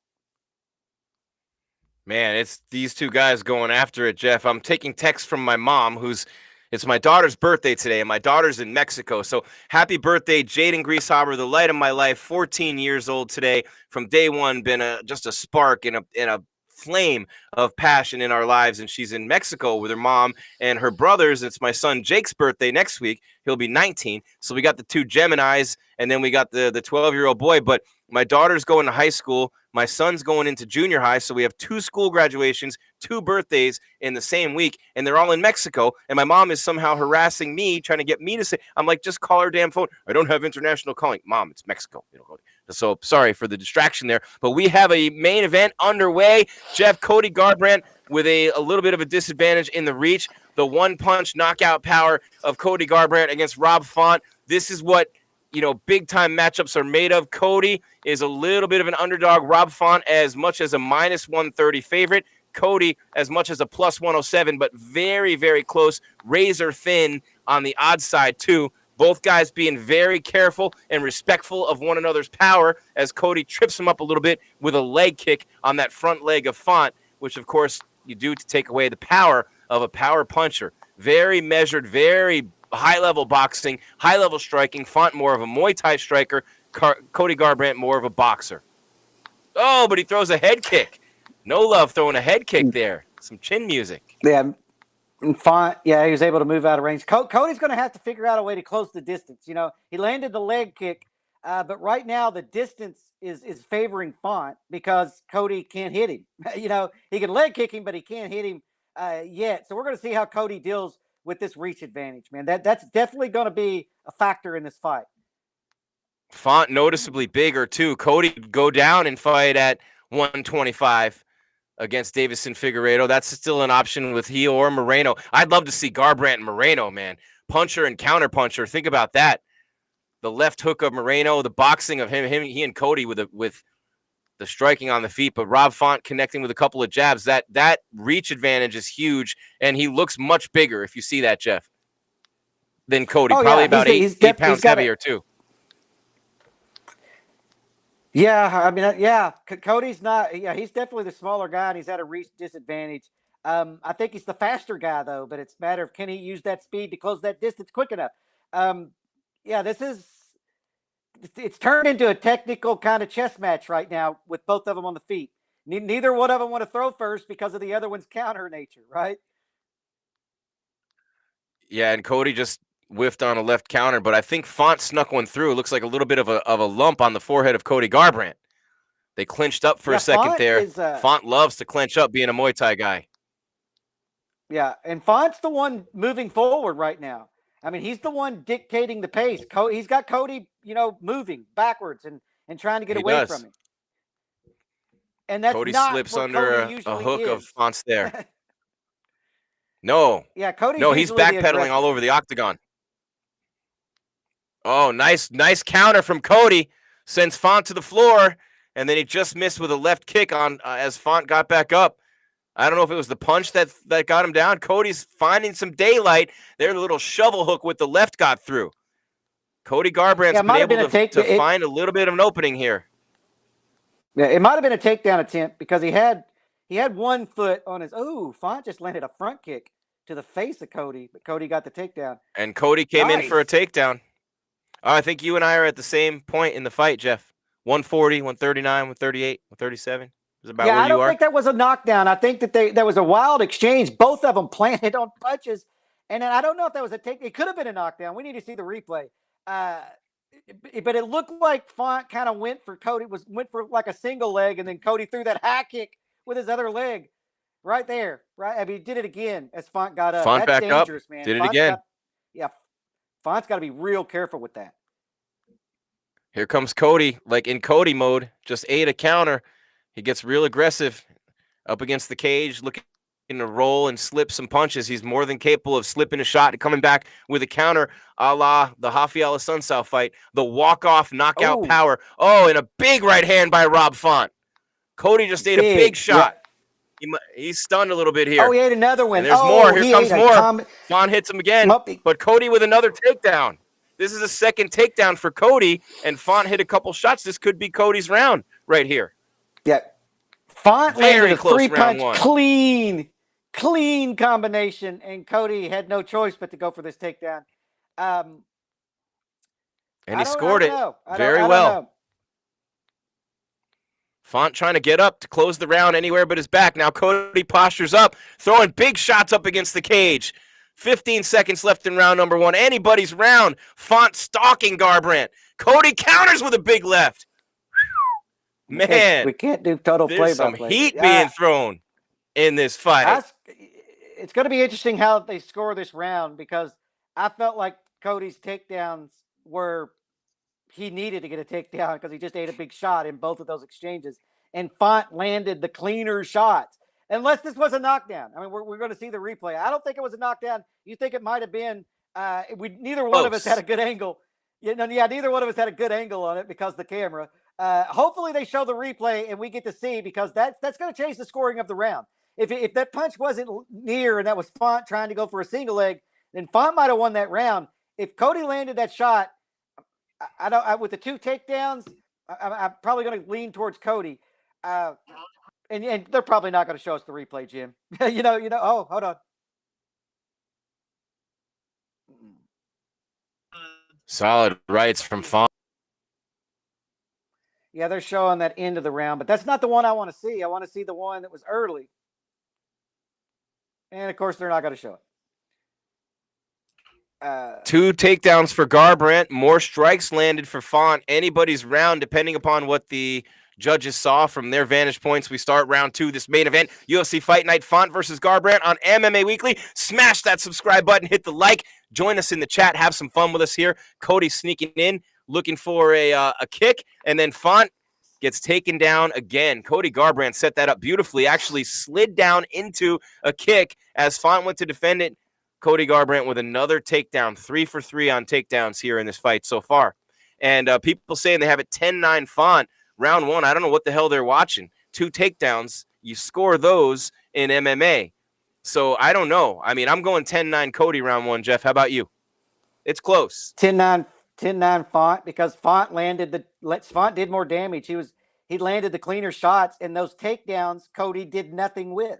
And so a takedown's just a change of position. So when Font got up, I scored that the same as Cody's takedown, but it was a close round. And then, like I said, I want to see the replay. If Cody caught him and staggered him, then I scored that round for Cody.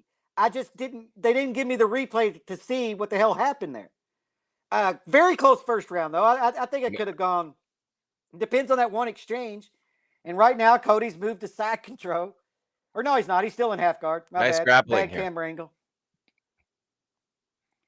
And Font has isolated. Cody has controlled this fight so far. Center of the octagon. Well, Garbrandt, 3.5 minutes left, round two. I know, but while Cody's in top position, Font has a Kimura, and Cody's defending it right now. And so I scored this as Font. Font's winning right now. He's got to get out of there. Yeah. Well, he's just got to keep his hand that's where a dangerous position. He just got to keep. He just can't let him get it loose. And Cody did good. He stepped over, but he used the Kimura to reverse him and to get back to his feet. Oh, Beautiful nice by Rob Font. Beautiful high level by Rob Font to get out on his feet, and Cody came in with a right, and then he threw a left behind it. But Cody was touched up a little bit in round number one. Some damage to the face of Garbrandt. Now he shoots for a takedown, defended by Font. Now they're up against the cage. Cody Garbrandt misses on the first takedown that he's missed tonight. Yeah. Now on the feet, though, Font with the reach advantage has had an advantage in this fight. And how many times have you seen Cody Garbrandt outstruck on the feet, boxing-wise, the way that he has been in this fight? Even the Dillashaw and Munoz fights, he was winning on the feet. Font has had a relatively easy time on the feet because of that reach advantage as he continues to touch him up with some jabs from distance here. Perfect illustration Yeah, of my point. Those jabs Cody's having landing a hell from of a a distance problem where most guys getting- can't land on Cody. Well, he can't. Yeah, Cody can't deal with the reach right now. And Font is using his jab beautifully. He's using his reach to his advantage, and Cody doesn't have an answer for it right now. And so Cody waits and tries to load up like he does, man.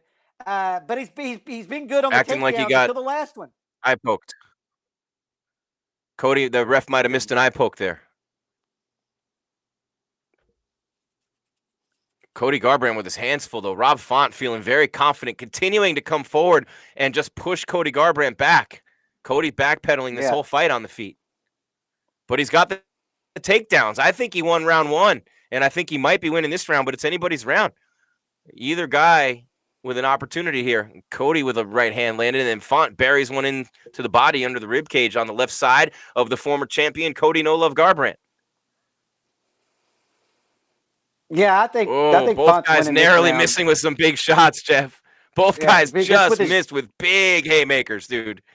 Wow. Yeah. Someone's with going his down in jab this round. alone, I think Font's winning. I don't think we're seeing round Cody's three. going to get desperate. Cody's going to get desperate here in a minute and just go into berserk mode like we've seen him do in the past. Or that's my prediction. Because he's having a hell of a time dealing with Font's reach, and Font's jab is getting through. And as long as Font An Ohio guy against jab, a New Englander. Yeah, as long as Font just sticks with that jab for right now, Cody can't counter it. Font had 16 significant strikes to 12 in round one for Cody. This round it's 21-8 for the New Englander, Rob Font. But Cody had two takedowns in round one and a takedown here and a lot of time of top control in round two. So I'd say round one, Cody 10-9. Round two, as of right now with 20 seconds left, Font 10-9. He was in top control defending a submission. That's Font is winning that. You know, I don't give Cody credit for being in top position with his arm trapped by Font. I think Font's clearly winning this round. The first There's round's a big, I think. Yeah, that for sure. It's round two for Font, and Font just stuffed a late takedown where Cody tried to steal the round up against the cage. But I got Cody 10-9 round one, Font 10-9 round two. Anybody's fight going into round three of a scheduled 5. But if I'm Cody Garbrandt, I'm feeling a lot more confident in round two for Rob Font than I am round one for Cody. Round one's almost 50-50. Could be Font's, could be Cody's. Round two is clearly Font's. Clearly. Yeah, and Cody sitting on that stool between rounds, Cody's going to get desperate. Now, and what I mean by that is Cody scored the first 3 takedowns. The last 2 takedowns have gotten stuffed. He's losing the striking exchange. So Cody really has no choice. And we've seen Cody do this. Cody's rather go out on a shield than go to a dang decision anyway. He's going to try to put this fight away. And so this third round should get crazy, man. Because Cody could be backed against the wall. I don't know what happened in the first round, Jim. I really don't. I don't know how you score that. That's a tough round. But like I said, I get it down to that one exchange. If Cody did land, Cody won the first round. If he didn't, I think Font might have. Second round was definitely Font. This third round, we're going to see Garbrandt go nuts. Maybe. Hopefully. Cody has done that in the past. There's Cody walking out for winning. Cody's done that in the past. He starts swinging for the fences, but very calm, very cool, poised, collected in this fight. Just having a very, very hard time, in case you're just joining us, with the reach advantage of about 5 to 6.5 to 6.5 inch reach advantage for Rob Font, which he's done really well with the connectivity and the jab from distance. When have you ever seen Cody Garbrandt being outboxed in a fight in the octagon? A Golden Gloves boxer, but that reach advantage is extremely prevalent in this fight for Rob Font. We hit the 420 mark of round number 3 in the main event, UFC Fight Night. There's the New Englander, Rob Font, number 3 in the world. Cody Garbrandt, the former champion, number 4 in a very packed, jacked, and stacked bantamweight division in the UFC. Jeff Cain with Aljamain Sterling, the champ, having had surgery. Piotr Jan waiting for that fight. Sandhagen and Dillashaw pushed back to July. This is 3 and 4 with Sandhagen at 2, and keeping in mind that Dillashaw is not ranked as of right now. Oh, big time right hand by Rob Font. Sends Garbrandt back into the cage. Rob Font's jab is amazing tonight. I mean, he just bam, bam, and then he sees, and then he throws the right hand every now and then, behind it. And when it lands hard. But he's throwing everything behind that jab. His jab is opening up everything for him. He could probably change levels and take Cody down after one of these jabs. Cody can't do anything about that jab so far. It's the third round. He hasn't had any success. He's been badly outstruck in this fight. The only thing keeping him in it, questionably, round one, potentially, are the 2 takedowns. And Font lands another big right hook there. Cody's having all kinds of trouble defending. Goes for a takedown there and can't get it. But he's having all kinds of trouble keeping Rob Font off him. And now Font in the clinch now takes his back. And remember, he's a Muay Thai guy, so he wants, to be wrapping up Cody against the cage here and throwing those knees into the thighs. I mean, that's fresh meat for a guy like Rob Font. Those thighs and hamstrings sitting right there, just waiting for those knees up against the fence. And he's hit a few of them here on Cody. Cody trying to get away. Font with continuing to keep his back here. And now Cody's able to spin around, and they're chest to chest against the cage. Yeah, Cody did a good job spinning around. Yeah, I think Font's just going to stay in this position. Pretty beat up, Jeff. I think Font's just happy with this position right here. In the clinch, you're the taller fighter. Well, he just took Cody down. Throws Cody down. So I was wrong. It's more of a toss, and now Cody up, but still Font relentlessly staying on the fence, and now they're in the center of the octagon on the feet as we approach the 2-minute mark. But Cody still, Jeff, as he's been throughout the fight, backpedaling away from Rob Font, trying to keep him off him with that jab. And Font continuing to stalk forward. Very impressive the way he's just coming at Cody this whole fight. Yeah, I'm surprised Font chose to do that. You're having such good success, and you won round 2 in the clinch. Why even try for the takedown and give Cody a chance to get back at distance? Just stay in the clinch against the cage, elbow him, knee him to the thighs, like you were saying, and cruise to this round. But that's not who Rob Font is, apparently. Now you got Cody trying to get Rob Font to the ground.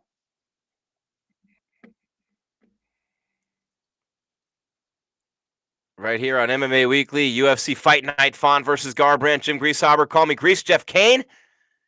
Our MMA Weekly crew at the UFC Apex in Las Vegas, still waiting for Norma Dumont, who beat Felicia Spencer, Jared Vandera, who defeated Justin Tafa, Carla Esparza with a big-time win by TKO over Jan Jinan, and Font really starting to land shot after shot on Cody now, who just dropped his hands and said, come on, like Rocky Balboa. He's starting to feel those, his face starting to get, marked up and blood coming out, swollen. Cody Garbrandt has been on the receiving end of a lot of big-time strikes. They're starting to add up from Rob Font here in this main event. Bantamweight, number 3, Font, number 4, Cody No Love Garbrandt. Yeah, Font is put on a striking clinic the second and third round. The first round got kind of dicey there, and Cody had success with the takedowns. The last 2 rounds have been all Rob Font. All Rob Font. Oh, this is a Cody can't stay out of range of that jab. He can. Yeah, see, I forgot that this is a 5-round fight. He just can't stay out of the range. You're talking about a guy who's in secondary range hitting. He's at medium range hitting you with the jab. Cody's not used to that. No one's hitting him with that jab from anywhere but, in tight. But Font can hit him from medium range with that jab where normally only a kick can get you. And Cody has not been able to adjust to that. Not at all. No, he has to. His head movement's not there tonight. You remember when he beat Dominic Cruz? His head movement was on point. His head movement's not there tonight. That jab's hitting him, and it's snapping his head back, and then he can't get back in position right. He can't mount an offense, and so he kind of is resorting to just throwing that big right hand. Like when he can, when he thinks he might be able to land it, but it's not high probability. Right now, Rob Font's in complete control of this fight. No matter what, worst case scenario, Rob Font is up 2-1. Yep, as we hit round number 4. Rob Font's face, though, is a little more touched up than I would think from watching this fight. He's got some damage accumulating himself around the nose and the bridge, in the eyes, so he's taking some pretty good shots, too. You're not going to stand and trade with Cody Garbrandt for 3 rounds and not have a couple marks on your face. But even though, he has been hit a couple times, Rob Font controlling this fight on the feet. He's controlled it in the clinch.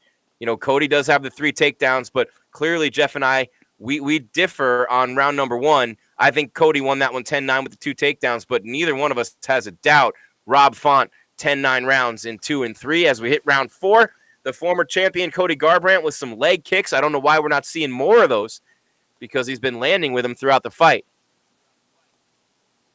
Again, Rob Font continuing. He's coming right at Cody. Yeah. Yeah, I'm not confident that Rob Font won the first round. I just think that was a really close round. The last 2 rounds have been all Rob Font. Garbrandt's having more success at the beginning of this with those leg.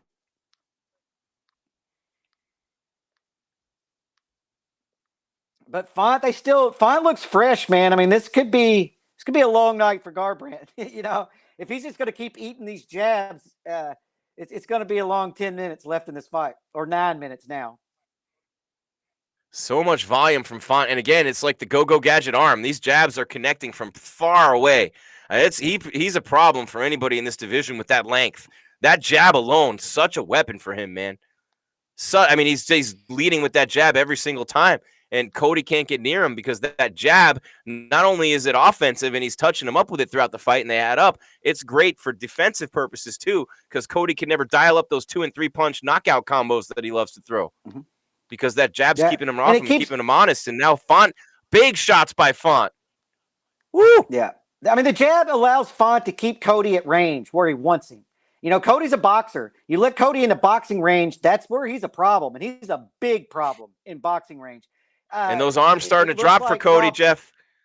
Those hands are down. Rob Font he looks like he's more comfortable with the kickboxing range because of his reach, man. I mean, this is classic using your reach to your advantage. I wish Stefan Struve would watch this fight, although he's retired. He's retired now. And Cody still trying to figure out the riddle of Rob Font, who keeps coming forward. Cody backing up toward the fence. He's comfortable there. He loves to throw counters off the cage. That's how he knocked out his Sun Sao. Font comes in with a big right, snaps the head back of Garbrandt into the cage. Man, he's connecting. 240 left in this round 4. Oh, he's going to the body some big now. Shots now. He's going to the body. Cody does not look like he's going to last long if this keeps up. Nice jab by Garbrandt, though. Nice counter jab by Cody. He snapped Rob Font's head back with that jab. Nice. And Cody's not out of it. He's just losing. But like we say, Jim, I mean, a lot of people were losing fights until they won them. Cody circling away from Font throughout this fight. A lot of tread on those tires in the octagon tonight, moving around from Cody, avoiding Font, still coming straight at him. Ooh. Leading with that jab. It connects on the right hook, Rob Font. That one might have just kind of slapped him a little bit. There's the jab again. Yeah, Font's having a great night. Now, he could still get knocked out, but he's having a great night so far. I don't remember he just head kicked Cody. I don't remember anybody doing this to Cody Garbrandt. You know, his face really starting to. You see Cody's face there. Yeah, all red, all swollen, blood now. He's got a lot of wear and tear and a lot of damage on that face from Rob Font tonight. Another jab comes through. And they're right at your nose, too. You're trying to breathe. Keeps hitting you right in the nose, man. Just, bang, bang, over and over. And Cody's not firing back right now. He hasn't thrown a punch in probably a minute. No, and his head movement's not there. His head's stationary, Jeff. It's not moving. He might be hurt. Yeah, he might be hurt. This is not looking good for Cody Garbrandt. Minute left, round 4. Cody's taking a lot of damage now. Yeah, he's not reacting well to these shots. So I think Cody's hurt and we don't know it. Font continuing to slap him straight ahead with that jab. Cody's movement still looks good on the feet. And he's always one shot away, one counter away from a walk-off knockout. We know that. But Rob Font executing the game plan to perfection against Cody Garbrandt tonight. You know, Cody's corner has to – here pretty soon, Cody's corner is going to need to make a decision because he's not even moving his head. His hands are down, and Rob Font's just repeatedly jabbing him, and Cody's head snapping back. And then a right hand gets through, and Cody's not responding. He's not throwing back. You know, I think that Cody Garbrandt's hurt right here and on autopilot. I'm not saying they should throw in the towel just yet, but, man, if he eats too many more right hands, that's the end of the round. So at least they get to talk to the fighter now and figure round out 5. What the hell's going on. Yeah. He took a head kick I there didn't like too what and I saw couldn't there. get that into a takedown. I mean, Oh, see big how he's shots not from even Font getting on his the hands replay up? there. Yeah, it's like Font hits him with the left hand and then the right, and Cody still doesn't get his hand up for the third punch. And so I'm kind of leaning towards Cody is hurt, and we just don't know it because he still looks good on his feet. Is like the way he's moving, but his head's not moving at all. 3s and 4s. That's what I heard in his corner. That's what I'm thinking. 3s and 4s, Cody. You can't just leave that head stationary. He's not even slipping the jab. But if Cody can slip these jabs a little bit, the leg kick's been there for him. But the 3s and 4s, man. And that's what that means. When your coach starts telling you to throw 3s and 4s, that means he's telling you need a knockout to win the fight. Because those are your knockout shots, the 3s and 4s. And of course his 2. But if he's telling you to throw 3s and 4s, it's desperation time for Cody No Love. Yeah, let's see how Cody looks at the beginning of this round. I mean, I'm not concerned about Cody just yet, but I mean, I don't want to see him continue to take shot after shot after shot. So let's see what happens here at the start of this round. He looks good. Hands are up now. You see what I mean? His hands are up. In the last round, his hands were not up. Oh, Cody. Cody's still so fast, man. We're gonna sign off right at the end of this fight, Jeff. And do a post-fight press conference. Cody throwing Cody's some big going for shots broke, and hits though. with a knee. Yep. There's nothing wrong as a fight fan when Cody Garbrandt starts unleashing the violence. Well, Fonts, though, combinations just looking phenomenal. So crisp right now. It's just steady. It's just steady. Garbrandt looks better this round, though. He absolutely looks better. His hands are up. And that worried me in the last round because his hands were down and he weren't getting them back. And you train that so much that it's almost automatic. And when it doesn't happen, I kind of worry that you're hurt. Cody throwing a lot more volume here, looking aggressive. Oh, nice left by Cody. He's got a lot of mustard on those shots right now, and he's throwing some heat. Come on, Cody. Let's see a war here in round 5. Cody Garbrandt standing toe-to-toe and trading with Rob Font. Oh, big right by No Love. Looking like he's feeling it right now on the feet. Right after Rob and Font with a nice one, and Rob too. Font with a combination. Oh, this is a great fight. They're probably going to give these guys fight of the night. I'll put it that way. They're probably going to give these guys fight of the night. Although it's like Cody took 2 rounds off, man. Oh my God, Font. Still has a shot. 3 minutes now left Cody's in hands round are down. 5 for Cody. Yeah. See, now look at Cody. Oh, big time counter by Font. Hit with that uppercut. Ooh. Oh. But look at Cody's hands. Cody just now. got hit pretty hard twice. What I mean? Oh, he tried to land a head kick. Violently shoved into the cage. This is a fun fight. We knew it would be. Cody unleashing a little bit more of the beast in this round. He knows he needs to. 2.5 minutes just about remaining in round number 5. Rob Font's got to be up 3-1 at the very least, if not 4-zip. So Cody's not going to win this fight by decision. No. That much we know. I mean, this is what worries me. But Like he right looks- now, Cody's hands are completely down. Like Ali used to carry his hands all the way down by his waist against a guy who's been hitting him the whole fight. I don't understand this. But maybe he's trying to knocking get him out to or he's do getting an knocked exchange. out. Yep. All right, here they go. He's putting them Standing back here up to him now. dancing and shuffling. Oh, big right by Cody. Oh, man. That one made Rob Font stumble a little bit. His chin's fantastic, Rob Font's. Cody just crushed him up with that right. Oh, nice leg kick by Garbrandt, but then Font going for the takedown. Wow. Slipping was Cody. Oh, He's back up. he countered with the right 5 hand. and counting, minute 40. Yeah, he countered with the right hand. Again, and we're going to grabbed sign the off leg as soon as the as fight he- ends, as Jeff. He landed it. They need us to sign Yeah, I off as know, soon as but- the fight ends, Jeff, as soon as this one's over, I so they can hit the I know. podium. It's good. So And Font with a minute and a back to half. landing his jab. Oh. Wow, this is a Yeah, good fight. man. I mean, Cody Font Garbrandt's a is, tough guy. Ooh. But see, 110 these and are the counting. fights Font- that make that young age. You know, these are the fights that make that young age not matter. You know, Cody's taking a lot of shots in this fight. Yeah. I mean, Font's taking Yeah. some big shots, but not like Cody, not the repetition and you know, Cody's landed some good shots, but no more than like 10. 40 seconds left. Cody's got to get the finish, man. This is setting up to be amazing. Rob Font with 171 significant strikes. He's never fought this long before. 171. I mean, the jab is just This is over crazy. and over and over, and Cody just eats it. Like he's not even trying to move his head. 20 seconds Cody left. faced like he was hurt. He needs a walk-off, Jeff. He needs a walk-off. Cody needs something. 12 seconds. 11, Oh, 10. he went for a Font spinning looking for the back fist, takedown. and Cody ends up in top position. Cody Garbrandt. Yeah, Font just holding on. He's going to win this fight.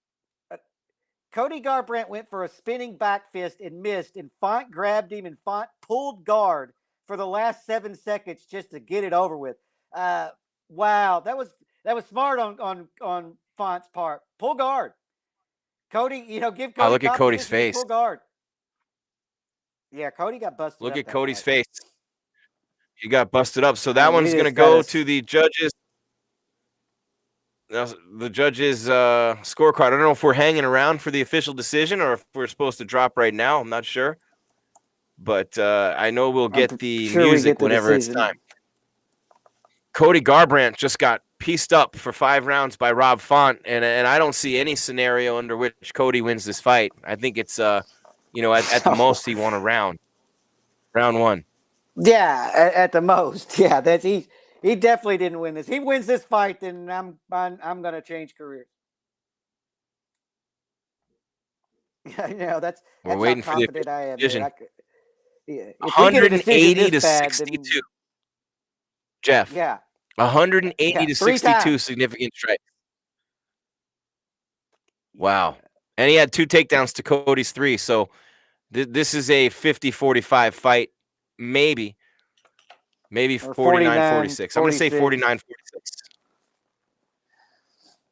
I'm going 49-46 for Rob Font.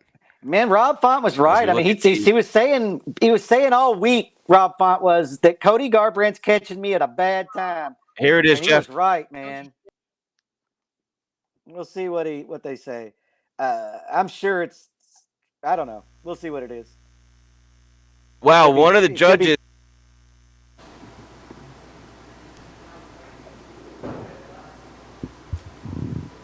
I think I got cut off.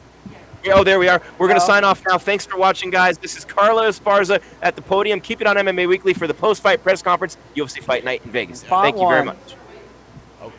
For everyone.